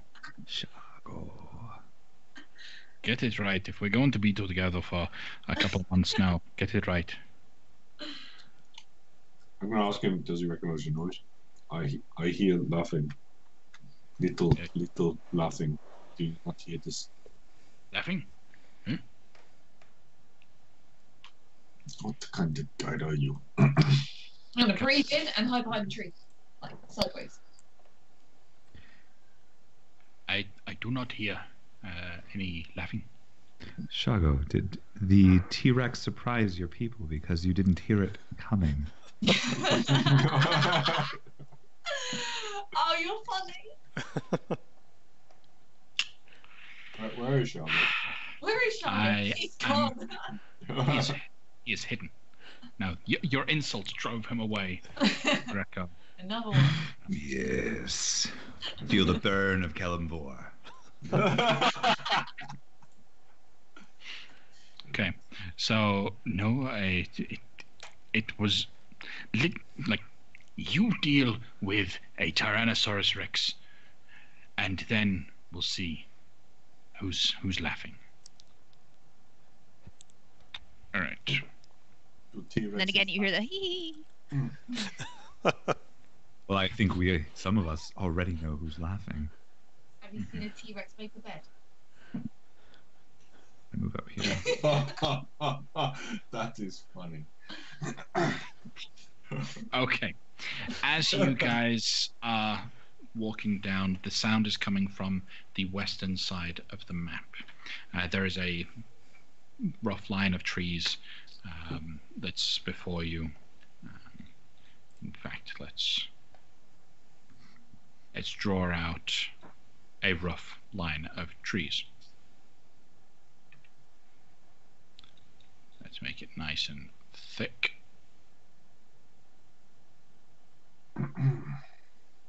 There you go. So that's where the tree line is for you. You do see that, right? Yep. Inside the tree line is the sound that's coming from it. How do you guys prepare? What do you do? Something is definitely coming to you. Hiding behind a tree. I'll be hiding in my tree up there, and I'll have both weapons out. And before I have both weapons out, can I throw a pebble at Shago and be like, "Get ready"? As the pebble is flying towards you, shield and spear are out at the ready. I think I'll cast Shield of Faith on I'm gonna say on Tower, because just so our frontliners are gonna be a little thicker. Alright, Tao's going to turn into a bear. Already turn into a bear? Yeah, calm down. Someone's coming. Someone's coming. I haven't raged yet. I'm just turning into a bear. I mean, battle music, so. I haven't even rolled initiative yet. No, because you're getting ready. You know battle is coming, and you're getting ready for it. Actually, I'm gonna change that. I'm gonna put the Shield of Faith on Averine instead of on Tower. You lost your shield of faith. Sorry, Averine could probably use it a little more. No, that's fine. Okay. So, any other preparations? Carmen, you said you're going to be hiding behind a tree. Yeah. Go ahead and roll a stealth check. Yep. Okay. You feel so hidden. So hidden. Like, really, like...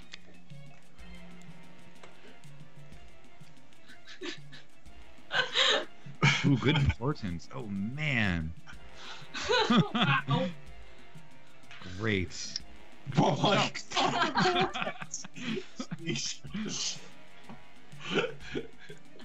So, chat. What do you think Averine is going to expend her portents on today?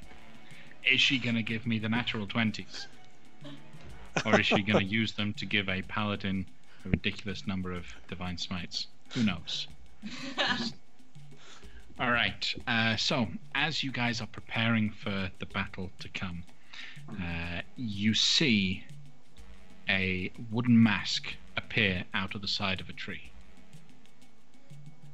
followed by, very close to it, another. Let me grab this. But that one that appeared, then out of behind the same tree, pops out a second mask, third, fourth, all slightly different styles, as they appear to be stacked up on top of one another. You witness two of these stack-like formations popping out of the trees. I'd like everyone to roll initiative.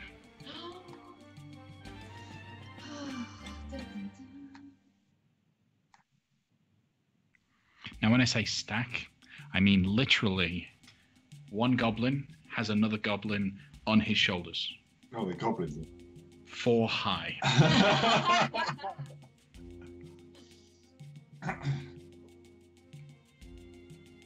Okay, just going to roll initiative for them. Who's going to do Grigori? Grigori is asleep. Now, I'll roll initiative for him, but it would be best if one of you guys could actually run him. Are each of these tokens of goblins representative of a stack of goblins, or are these individual goblins? The 4 goblins are one stack. They're actually stood over the same position as the lowest most one, but they will very quickly disperse, so you don't necessarily need to worry about the stack right now. There he is. None of us have got access to his sheet. That's right, Carl does. Oh, okay. Let me So it give... is decided. I can give you all access to a sheet. That's fine. Edit that. Controlled by all players. There you go. Sorted. I don't mind running in if no one else does. And then Shargo. Okay. You running? Yeah. Yeah. Okay. Roll 20's taking a while to update for me.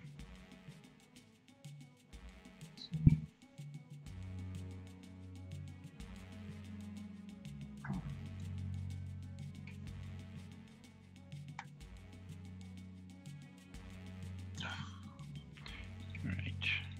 Bear with me just one more second, guys. Hmm? As I do this. I can't remember what sort. It's been special.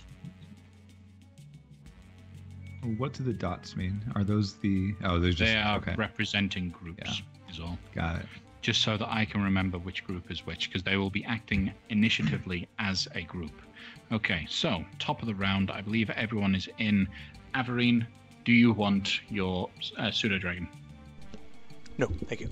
Nope. Okay. Then, top of the round, as the goblins break through the tree line in these stacks, Zola, what do you want to do?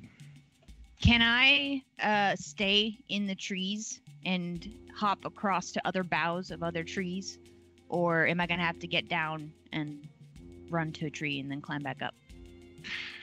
So everything west of the tree line is dense forest. Yes, absolutely, you can do that. Everything to the east of the tree line isn't that dense. So to be able to do that, yes, you can, but you're going to have to roll an acrobatics check to see if you are capable of keeping your balance as you leap from tree to tree. Okay, And I'm going to do that. Okay. 13. All right. You do quite well. You move, you dot about, you jump from tree to tree. You're good. What would you like to do? I want to get there and hide and hope that these guys pass me and I remain unnoticed. Okay, roll a stealth check. Okay. Fair enough. Anything else from you? Not for now. Okay. Well, that stack in front of you immediately going to split into 4 individuals, and they are going to charge the bear. So I have one goblin swinging a scimitar at Tower. That is a 20 to hit. If he crossed right in front of me in my threshold, can I make an attack of opportunity? You're up in the tree. Mm-hmm. He's on the ground. Yeah, he's too short. Okay. Yeah, no worries. So 20 to hit the bear. Okay. I'll use my reaction to put disadvantage on him, since he's within 5 feet of me. Okay, that makes it a 19 to hit the bear. Oh, okay. Okay, so 5 points of slashing damage. And then he'll stay where he is. No. Yeah. Another is going to run in. Is actually going to step to the side and up against Greco. And similar thing, swinging that scimitar up at you. Oh, that is another 20 to hit. Just barely. Greco.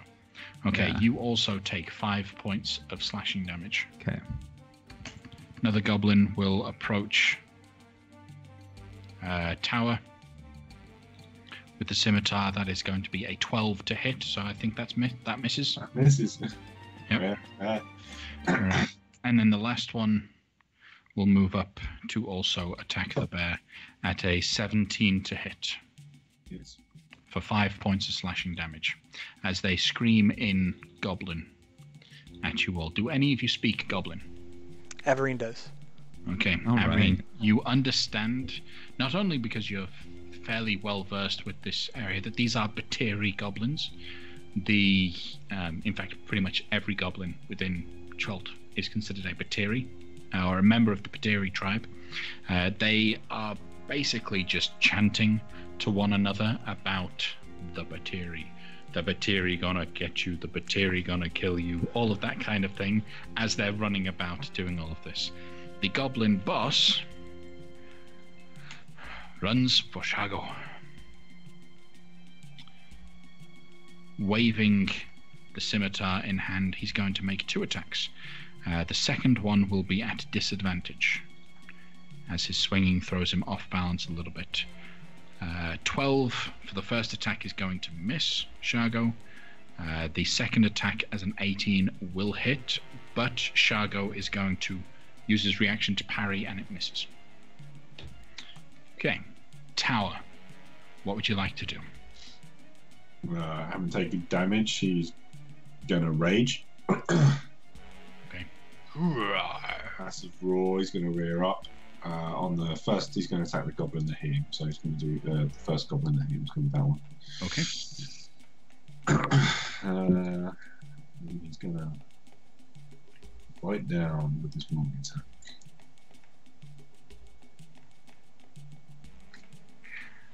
Miss. Okay. With a 7. No, I'll do a claw attack.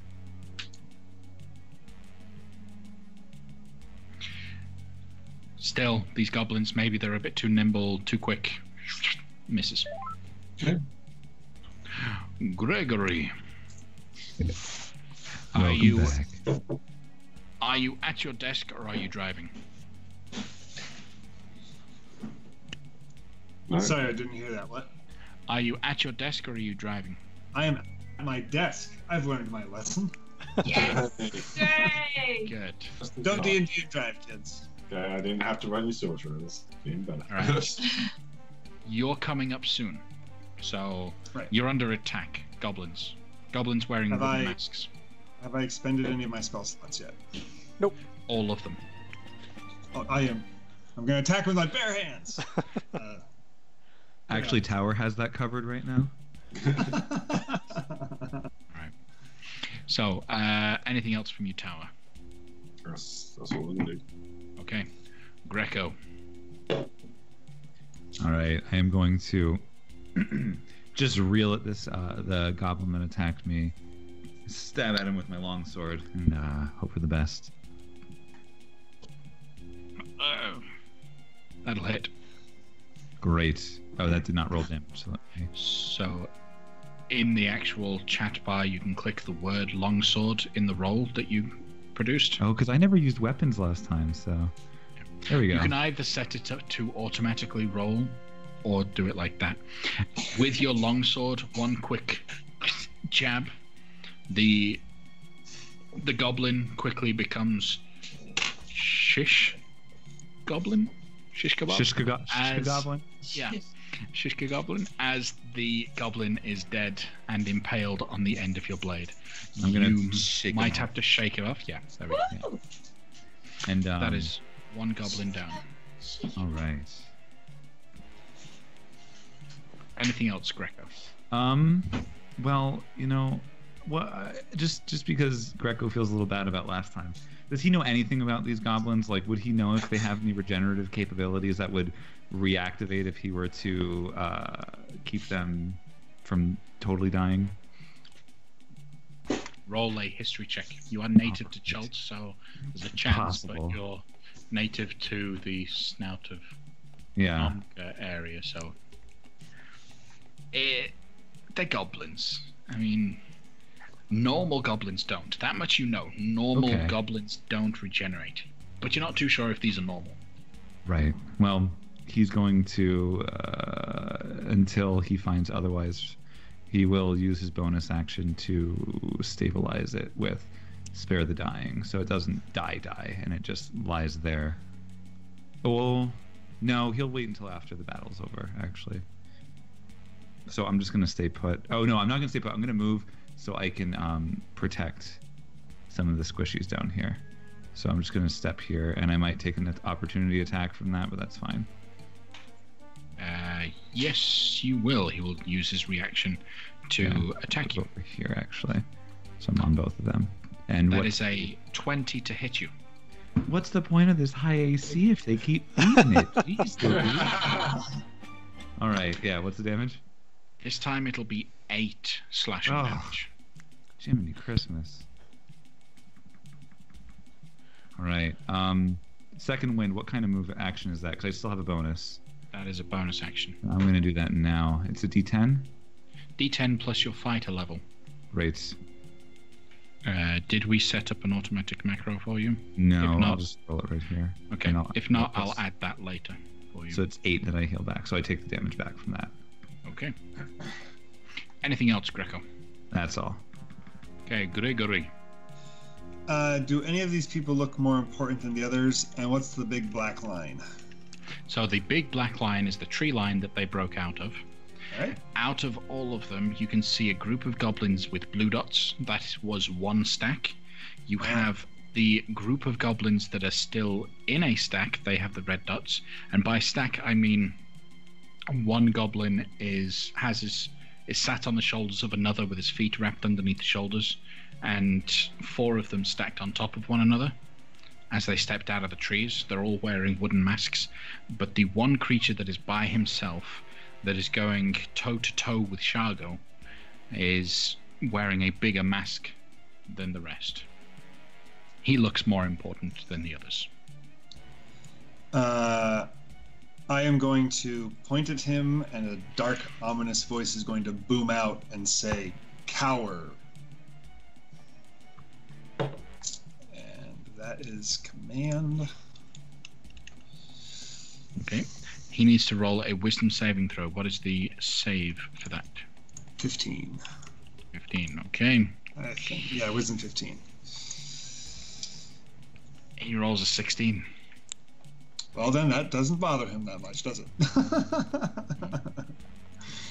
And I'm gonna sing that happened. Just back up by Carmen and say, "Hello." And just stand behind her, and I'm done. You're hiding behind me. Okay, all right. You stay there. No, I'm watching your rear. I don't want you to get snuck up on from behind. My rear. Okay. Yeah. All right. I wink when she says that. Matthew, do you have your camera off intentionally? Nope. I keep forgetting that. I keep forgetting when I hop on that does not pop up on its own. Sorry. All right. Does Averine know anything about Batiri goblins from reading, or was that in Bolo's guide? Roll a history check to see if you can remember reading anything about Batiri goblins. You remember quite a bit about Batiri goblins. They typically are native to the western coast of the jungle, but they can be found sometimes exploring for fun. These goblins in particular kill for sport. Okay? They typically tend to enter combat in battle stacks as a result of aiding them in battling larger foes. So they're pretty adept at taking on groups and big creatures, but that's about it. Okay. So I'll call out to everyone, "Do not let their diminutive size fool you. These are bloodthirsty killers, and we should show them no mercy." And I will cast Bless on Shago, Tower, and Zola. Can you see me? I can't, but Bless does not require sight. You say a prayer to Zola, then. Does it? Creatures of your choice within range. So, as long as you believe she is in range, you would cast it on her. Yeah. Not knowing whether or not she is in range. which she is, right? Yep. Okay. And then who else? So Zola, Shargo, and Tower. Okay. The three of you are blessed. Anything else from you, Averine? I think I will note that Greco is trying to offer some defensive bonus, so I will take a step back thusly. And that's it. Then the red goblins will move in, but instead of going in for Shargo, which the goblin boss has sorted, they will actually run past to Greco. That will provide an attack of opportunity from Shargo if he wants to use. No, he's used his reaction to parry, so he won't. Curses. Stepping up to Greco, the goblin is going to slash away with the scimitar. That is a 17 to hit you. I misses. Misses. Clinks off my shell. Staying where he is, well, moving a little bit off to the side, one goblin pulls a short bow off of his back and will fire at Carmen, proving to Carmen that he can see her, as she rolled a 6 on her stealth check. Oh, no. There's a big red guy hiding behind you. There is a big red devil behind me. Okay. What did he roll? That'll be a crit.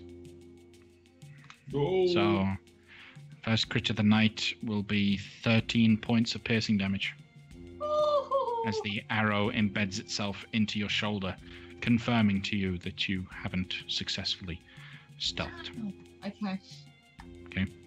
Another one will actually step forward to flank Tower in his form.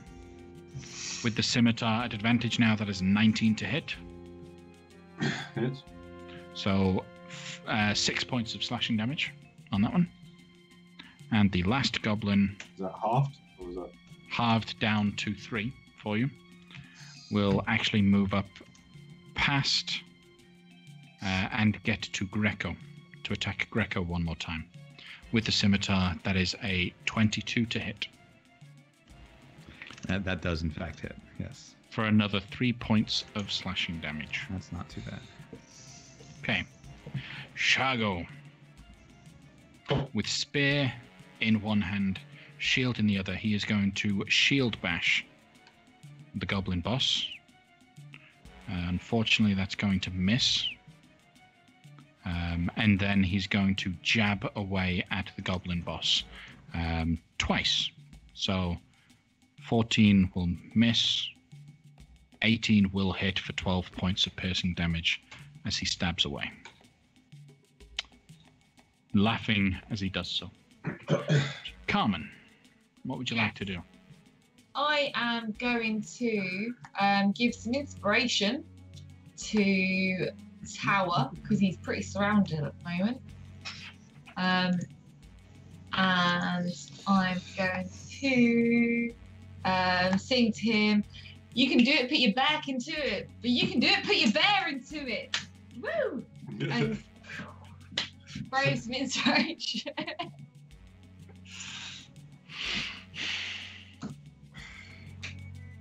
Once I've done that, I'm going to run up to be beside him, and if I can I go that far?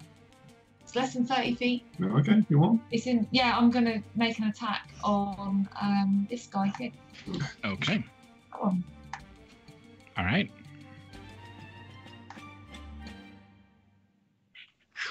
Stab right in the shoulder. He is hurt. Go ahead and roll the damage for that. Yeah. Can you do it for me? Good one. Yeah. Thank you. Yeah. With 10 points of piercing damage, that is a second skewered goblin. 2 down. Anything else from you, Carmen? Can I do another action to take a potion quickly, or is that me done? That's me done. Done. Okay. Sure. Zola, up in the tree, hidden away. I jump out of the tree, both blades raised, vaguely reminiscent of a viper's fangs, And I am going to flank and attack this guy. Okay. Go ahead and attack with advantage. Okay. With 24, that's definitely going to hit 4 points of slashing damage. Anything else added to it? There we go. With the sneak attack, you bring that blade cleanly through, splitting him shoulder to waist. That is another dead goblin. I'll take 2 steps to the side and get this next guy with my dirk. Okay. And your dirk will hit.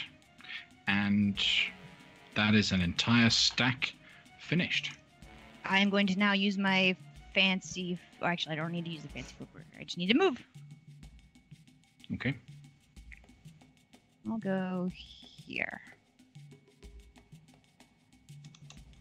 Where did you go? She went underneath the token instead of on top. I'm on top, from where I see. There we go. Cool. Anything else from you, Zola? That'll be it. All right. Well, all of the blue goblins are out of commission. The goblin boss, a little bit concerned that you just took 2 of his out in one go, is going to disengage as a bonus action to step across and attack Zola. He will strike at you with his scimitar. That is a 20 to hit. That'll hit. For 5 points of slashing damage. And then he'll come back with a second attack. This one will be at disadvantage. And that's an 8 to hit, so that's not going to hit. All right. Tower. What would you like to do? Yeah. Things are like blood's being spilled around him. He's a confused bear. It turns around on whatever target is still standing and goes out. Another bite attack. Okay. Decent. I will add my bless to that. You have inspiration I know, I don't need it. from that awful song. So roll a d4. I think it's enough. Right. 17 is going to hit the goblin. What's the damage? Click on the bite. There we go. Yeah. That is another goblin, skewered and pierced. And then I will do my claw attack on the next one. So I'm just picking this one up, and I'm sort of I've bit this one down, and I've raised up, and it chucked it. And as I've raised up, I'm going to swipe at the second one. Okay.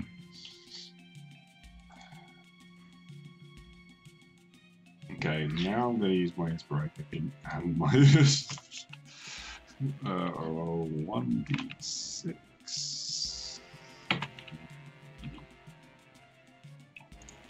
1d4 for my turn.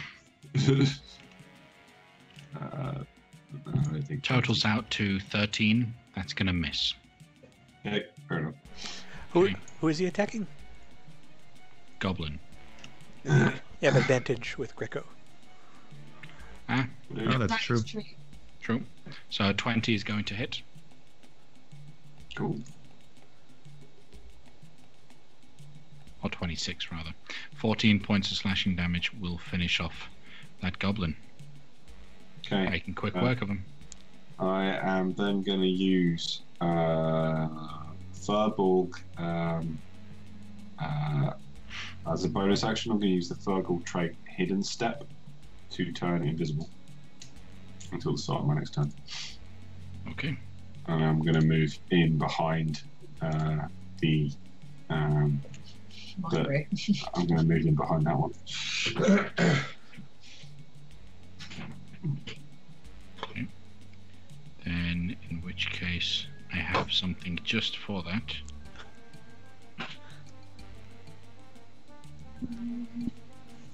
He prepared the invisible bear token. Oh, it's a cute little ghost. So cute. Adorable. All right, Greco. What would All you like right. to do? Greco's gonna stick this one with the pointy end as well. Hopefully. With any luck. 18. That will hit. Go ahead and roll the damage. Try that again. There we go. Ugh. That is not going to do too much. 3 points of damage will hurt, but not quite kill. Darn. And he's going to now, with seeing Carmen just run out of nowhere to expose herself, he's going to stomach an opportunity attack if he takes it, and he's going to go in between Averine and Carmen to be able to still extend his defensive posturing for both of them now, since she has just run out into the fray and now there's nobody next to her because Tower just poofed. The goblin will attack you. Yeah, that's fine. But that's going to be a 9 to hit, so that's going to miss. Miss. Yep. All right. Anything else, Greco? I don't really think I have a bonus action that'll be of any use right now, so no. Okay, Gregory. Bothered that these inferior beings are bothering them and that the one brushed him off last time, he is going to stand up, point 2 fingers. I'm going to burn a sorcery point to do twinning spell to hit 2 at the same time. And I'm going to command again, and this time say collapse. Wisdom save 15 for the 2 remaining guys. If the stacks, since there's stacks, I'm pointing at the lowest one if that matters, so that the one at the bottom falls down and they all fall down. They're not stacks anymore. It was 4 goblins in a stack that started and then split. I see. Very good. Well, those 2. Tell them to collapse. Okay. So wisdom saves from them. Well, there are 3 left, so I'm not sure if we want to, because there's the boss and there's the 2 goblin-y goblins. So I only see 2. There's one that went further down. Oh, there's the one further down. Ah, there he is. Yeah, let's get the goblin-y goblin further down. He's still in range. Okay. So the goblin-y goblin that's further down saves. The other one doesn't. What happens to him when he fails the save? He has to do what I say on his next turn. Which was? Collapse. Collapse. Okay. Then Averine. So, with a clear sight at the goblin that is closest to her, she will... Sorry. Before you go, Carl, I should clarify. He has to understand my language. So if he doesn't understand common, he's immune to this. He understands common. Great. So I will have seen this play out before me in my visions, and I will use one of my 20s on my firebolt. So I'll do an extra d10 as a crit. So 10 damage firebolt. As 10 points of fire damage break against the goblin's flesh, he will die. It is as if I have foreseen it. And having seen the other guy fire a bow before, she'll take another defensive position behind Greco. Okay. Well, that goblin would have followed your command if he was alive to do so. The other one will... Oh, no, I wanted to clarify. Sorry. The goblin's down below, and then I was attacking the main guy next to Zola. Right, okay. I didn't... Sorry, I apologize if that wasn't clear on my fault. I meant the leader and then the goblin down below. Sorry. Alright. So then the leader will do that on his turn. Okay. The leader still failed. I just rolled for him. Oh, right. Good. Then the last remaining red Bateri goblin is going to assess the dangerous situation, run across, look at the red-skinned one, and fire his shortbow. Wasn't smart enough to hide behind Greco. That'll be another big turtle with crit. a shield. 19? 19? No, that's a crit. That's a 24. Oh, crit? Oh, beautiful. So a grand total of 10 points of piercing damage.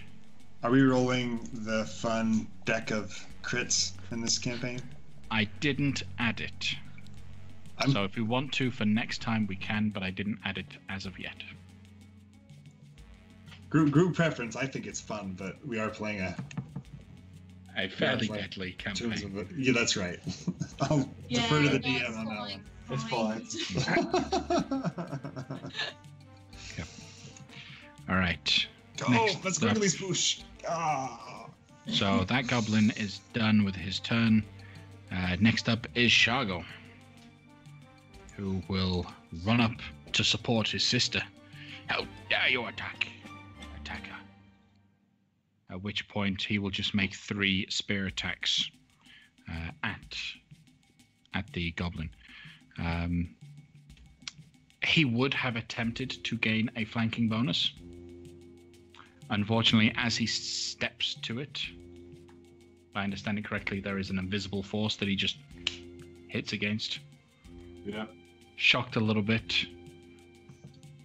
Feels a bit furry. And a bit large. We should probably check whether or not he would get concerned and attack the invisible force. He did see the bear suddenly go invisible. I know. To be fair, the bear is not being quiet about being invisible. It's just invisible. So invisible. You probably would have just seen this stack of like big fur run around, hit trees and things, and it just like was knocking that around. It was like it's knocking like there's going to be ferns and stuff on the floor. I can imagine I'm just knocking it all around. He's a big boy. Trampling on goblin corpses as you make your way around. All right, so he is just going to stab the goblin boss 3 times with his spears. The first one will miss, but the second one will come in to hit. The goblin boss, as a reaction, picks up the corpse of the goblin that's next to him and uses that as a bit of a shield to reduce the damage. No respect for the dead or the unconscious. Dead Shargo whatsoever. also has bless, for what it's worth. He could roll it. It's not going to make a difference because the third attack will finish off the goblin boss. Right. Then with all but 1 goblin left over, Shargo raises his spear. Yes, we're all very impressed. Carmen, what would you like to do? Okay. I want to shout at the last remaining goblin, like, just leave, walk away. We're vicious mockery.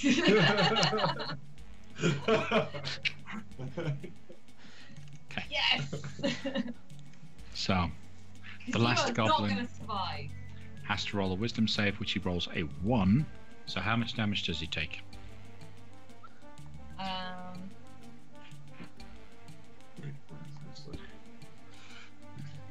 Yeah, 3. You see the wooden mask shake a little bit terrified. He takes 3 points of damage, psychic damage. His bow lowers a little bit. Anything else from you, Carmen? No, that'd be it. Okay, Zola. I'm going for it. What's she going for? The last remaining goblin. Okay. I foresaw this moment happening, and I know that she will strike this foe down critically.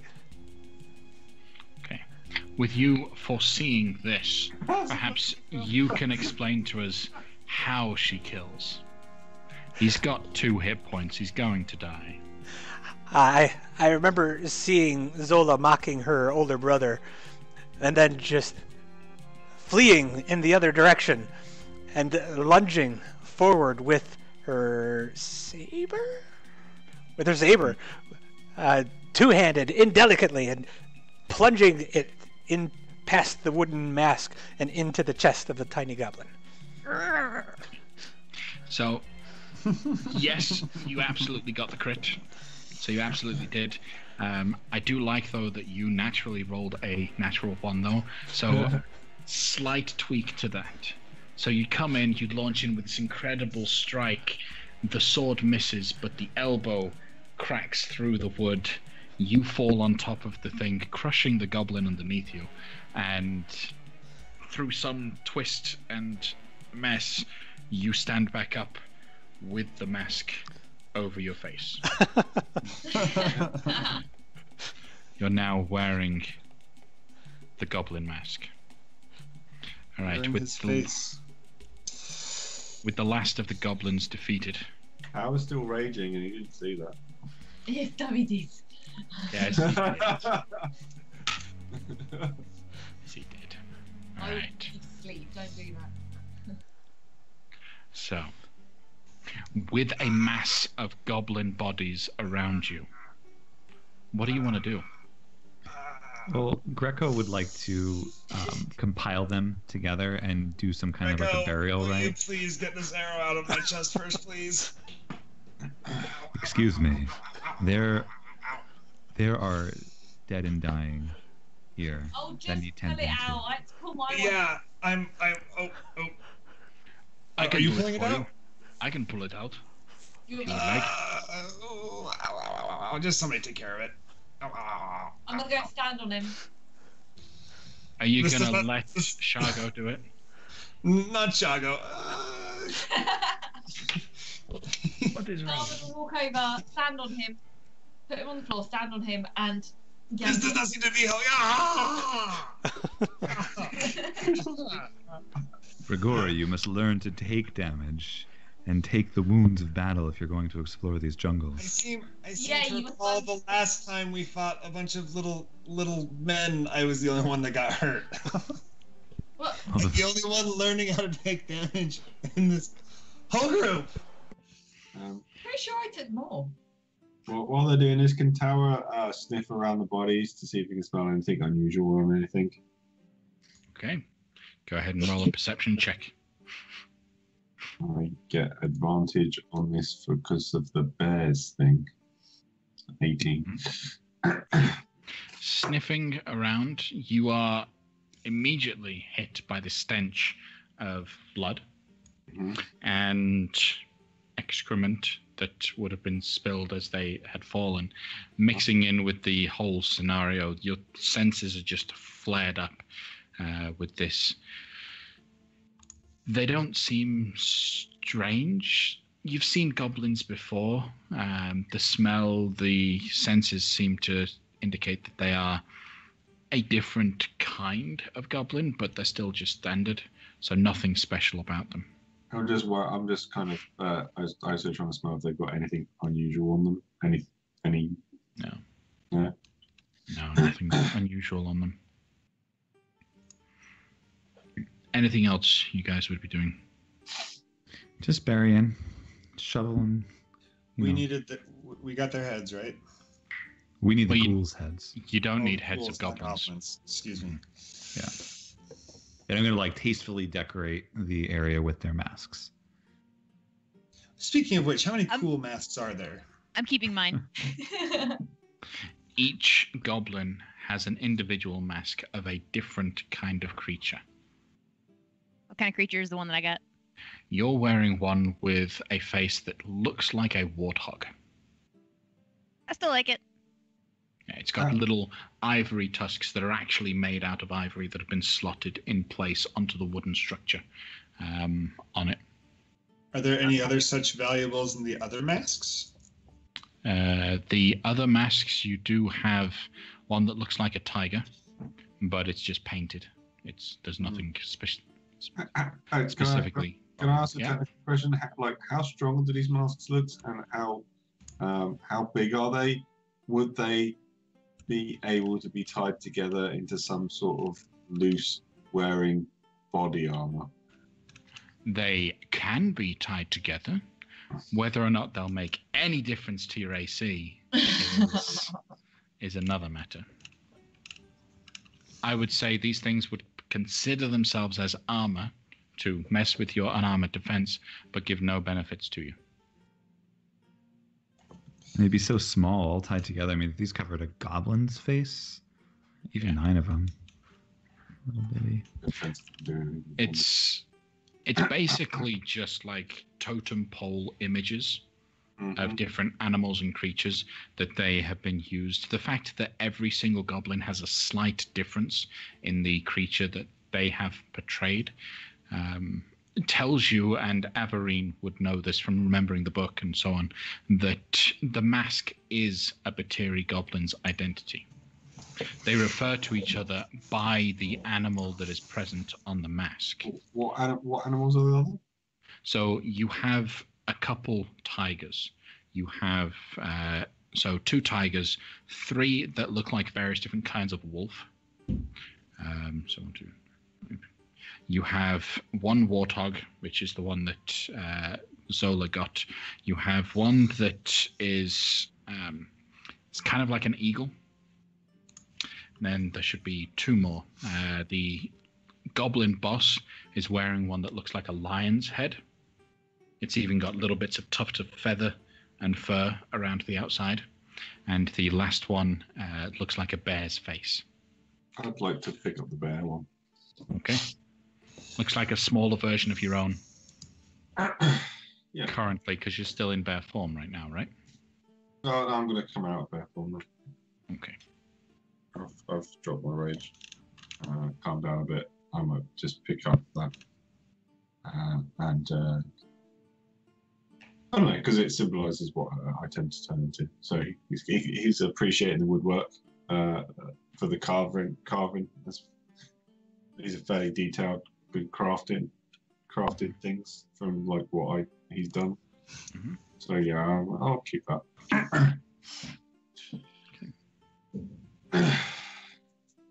Anything else you would like to do before just moving on?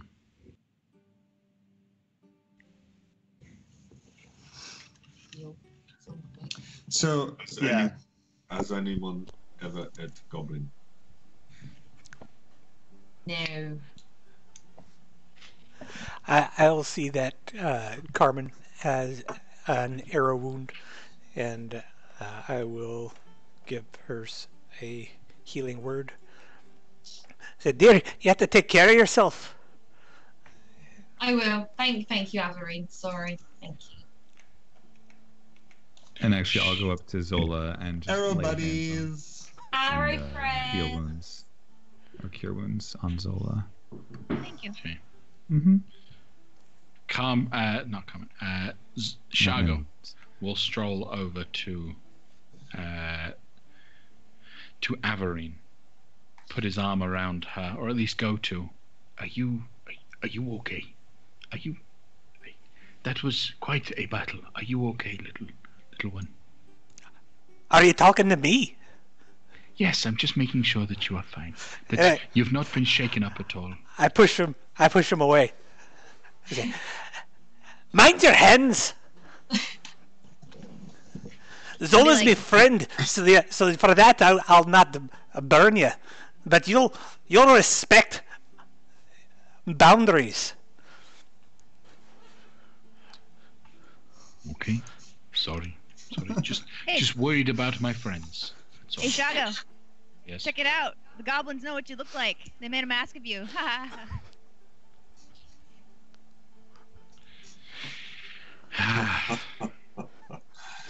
Yes. Very funny. Very funny. I didn't get touched by them. Just wanted to point that out.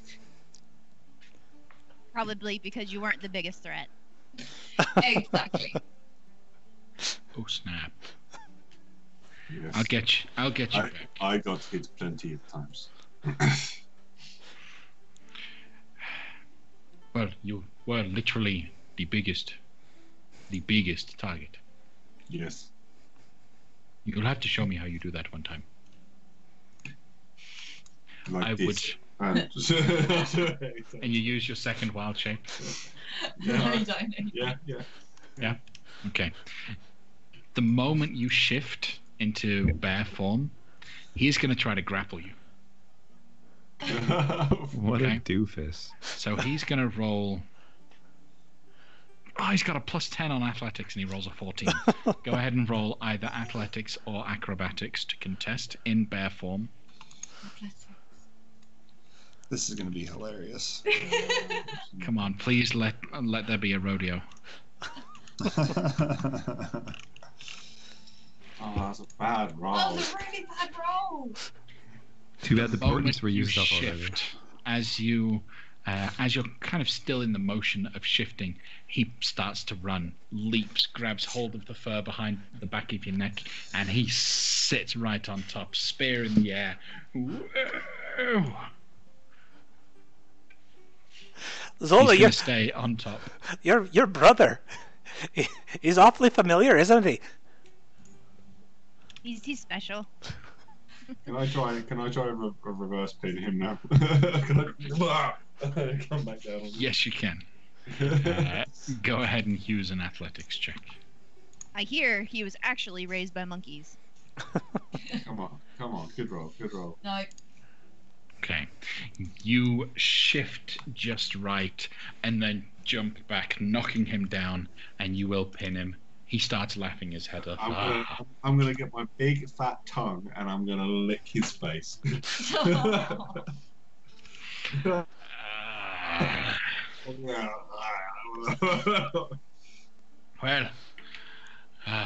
so You need a room? as he shrugs back, steps back. I have an idea. You and I ride into battle. Me with my spear, you in bear form, and we charge all the enemy creatures. And he's gonna indicate to try and jump on his back, see if he can do it. See if you can jump onto Shargo. No, he wants to jump on my back. See if he can jump on my back and ride me. He can try it. Okay.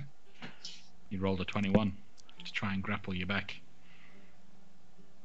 He's grappling my back. All right. Well, to hold on to really get to that point. If you're trying to stop him. No. I'm indicating he can hop on, but like he's got to try and stay on. So we'll see. Okay. Well, his ability to hold on to you is a 21. That's what that. So I minor illusion a target in the distance, like a haystack with a shield type thing, like I'm sure I've seen before. I say, there, test it out. What do I know about minor illusions? For example, if I were to cast bonfire inside the illusion so that they charged at it, would the fire show through the illusion? Depends how detailed the illusion is, but potentially no. I'm going to cast bonfire in that space. Try to keep it small. Try to keep it smaller than the target, and I'm going to wait until they're charging at it. Sorry, I should say I'm going to wait for this to play out if they decide to charge or not. Okay. So, Tower, in bear form, Shargo is on your back. He's got a good hold of your fur. What are you doing? Are you charging for the target, or are you trying to buck him off? No, I'm charging for the target. I'm going to let him do it. I'm indicating he can do it. He can try. Then bonfire that sucker. Woo! He's going to ride straight forward, grab the spear, put it in jousting form. Looks like he has actually been jousting and probably used that jousting pit, an area in Fort Belawarian a few too many times. Well, ready to go. I imagine warriors in my village would have used this kind of tactic before for the people that can wild shape, not wild shape. This might be a common thing. So, in my head, if you're jousting, you don't run. The creature doesn't run directly at the target. He runs past the target as you joust. So I'm not. Yeah, I'm doing that.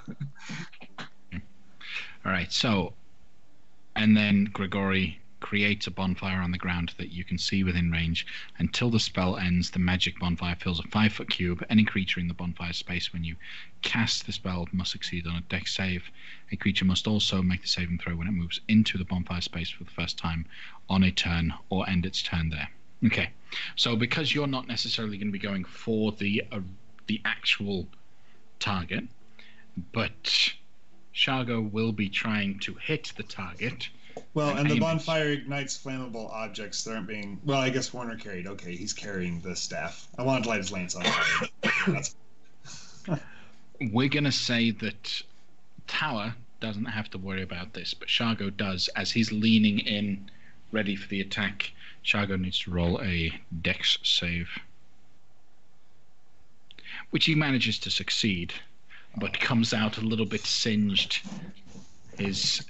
Maybe his hair is a little bit singed, but he hit the target. Or what would be the target? I dispel the bonfire before the illusion goes away. Then I'm going to suddenly stop. Hard. Like, hard. Okay. Same thing again. Your athletics versus his.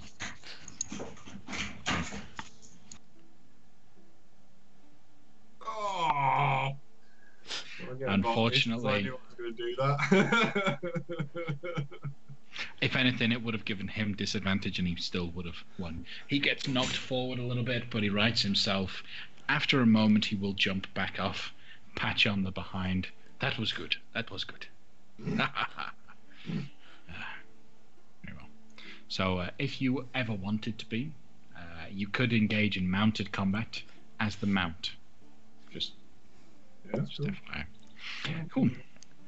Perhaps we should have picked up a saddle on our last trip into town. He'll walk back and then sort of go next to Zola and then go, see if she wants to have a go. Yeah, I can try. This looks like fun. Whatever he can do, I can do better. So, are you going to be helping Zola to be able to? I'll crouch down a little bit more for her. Yeah. So make it easier.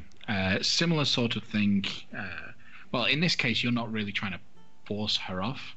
So together, you do quite a good job of performing well to make Zola look better than her brother. Zola, would you prefer to do an actual show of force with athletics or performance? You would have advantage with either, because I'm going to go with athletics. Athletics, okay. So go ahead and roll an athletics check with advantage. Okay, 21. Nice.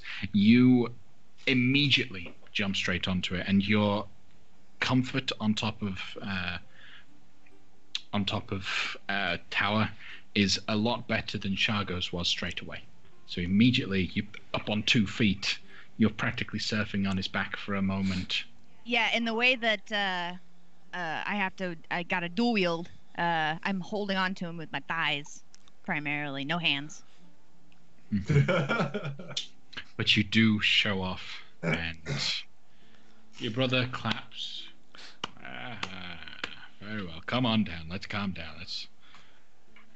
Let's get back to the jungle. I like it up here. I'm gonna stay. For the next hour. Yeah. As you guys traipse through the jungle and continue making your way through, the rest of the day will go quite calmly.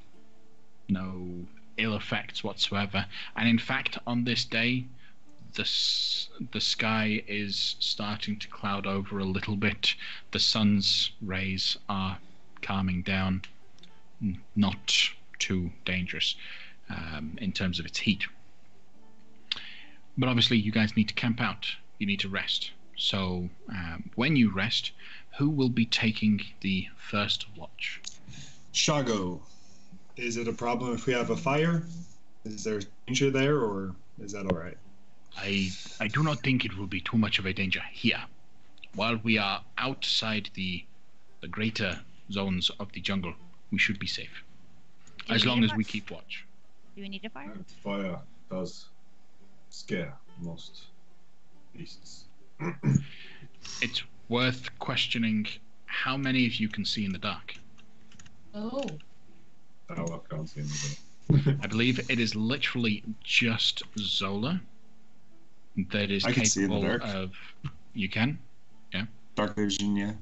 Okay, fair enough. So it's just Zola and Gregory that have dark vision. Everyone else needs light to be able to keep watch for the night. Whether that is the light of a campfire or that is a personal torch, that's up to you guys. But if anyone other than Zola and Gregory want to do any watches, they need light. You're half elf. Gregory prefers a little campfire, heat some food, Yep. something something more than just quiet dark night. Okay. So Shargo will offer to take the first watch. Who will join him, if anyone? Can Shargo see in the dark then? Shargo cannot. Which is why he's going for the first watch, because the sun's not completely down at this point. There's still a little bit more light, and he can use a torch when he gets closer to the end of his watch. So Grigori would volunteer for either the first or the last. Okay. So would you like the first or the last? I'll step with Shargo if you all can take care of the other watches. Okay. All right. During this watch, excuse me, Gregory, your perception is 11, so is Shargo's. The two of you camp out. In fact, I have a nighttime setting campfire, which even has darkness set in and included. If I've set it up right, I see the whole should map. see. Oh, I've got dark vision. Okay. Yeah, you've got dark vision. Others don't. Currently, Carl, you are set to receive everyone's just simply because you're running the stream, so that everyone can see. All right. As you two are keeping watch, you hear a sound, a crying, maybe a whimpering sound, coming from just off in the distance.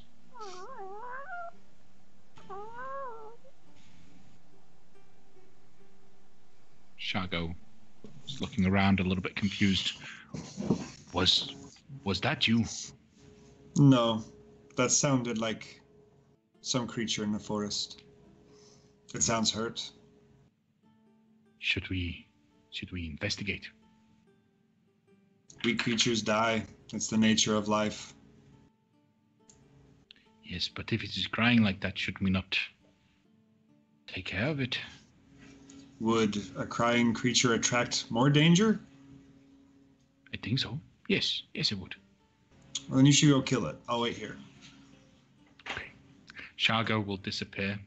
He will begin using his survival skills to track down the sound of the crying. A few moments later, the crying will stop.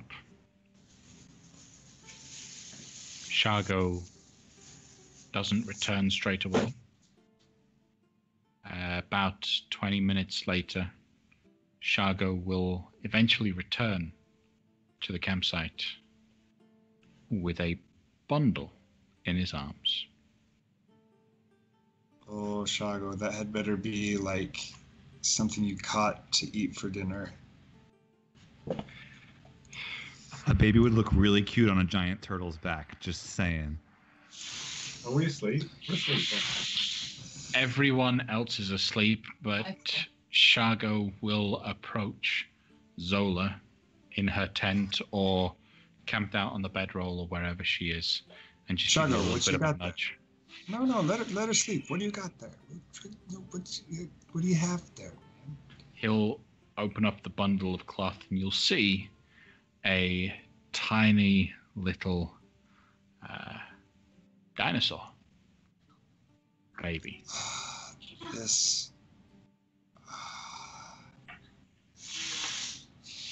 Zola, wake up. Your brother has done something incredibly stupid. What did he do this time? What'd you do, Shargo? Shh. You'll scare it. He brought back a dinosaur, which probably has a mother and is probably gonna kill all of us, because everything in this jungle is gonna try to kill all of us. Please tell your idiot brother to put it back where it belongs. I'm gonna sit up and motion. The tiny little creature looks like a tiny little raptor. I got a lot of background noise coming from Matthew. Sorry? I just had a lot of background noise coming from you. Thanks. I know. This tiny little creature looks a little bit frail. Shargo will explain that the whimpering sound he heard was a creature that had been hunted and killed by goblin arrows. the mother was there, had fallen, and the little baby Compsognathus, which is a type of little tiny dinosaur, was trying to feed off of its mother when it was whimpering and crying. So he claimed it. It looked too cute to kill, and thought he would give it to Zola, as Zola likes tiny little creatures like this. I'll reach my arms out for it. He'll hand it over to you. I'd like you to roll a animal handling check. You have advantage because it is bundled up quite well. Okay, 18. It doesn't scream. It seems quite complacent with you. Hello. I'm gonna play with its tiny little hands a little bit and it'll break it grab off. onto your finger. Oh, my heart melts. I'm gonna break off a little piece of ration and see if it'll eat it. Okay. So, if you take care of it, you can have a pet. It is yours to watch over, Zola. But I thought of you when I saw this little thing. Do I know what a compy is? Yes, you do. Okay. Okay. Well, thanks. Do we know where it's? Did he tell us about the mom?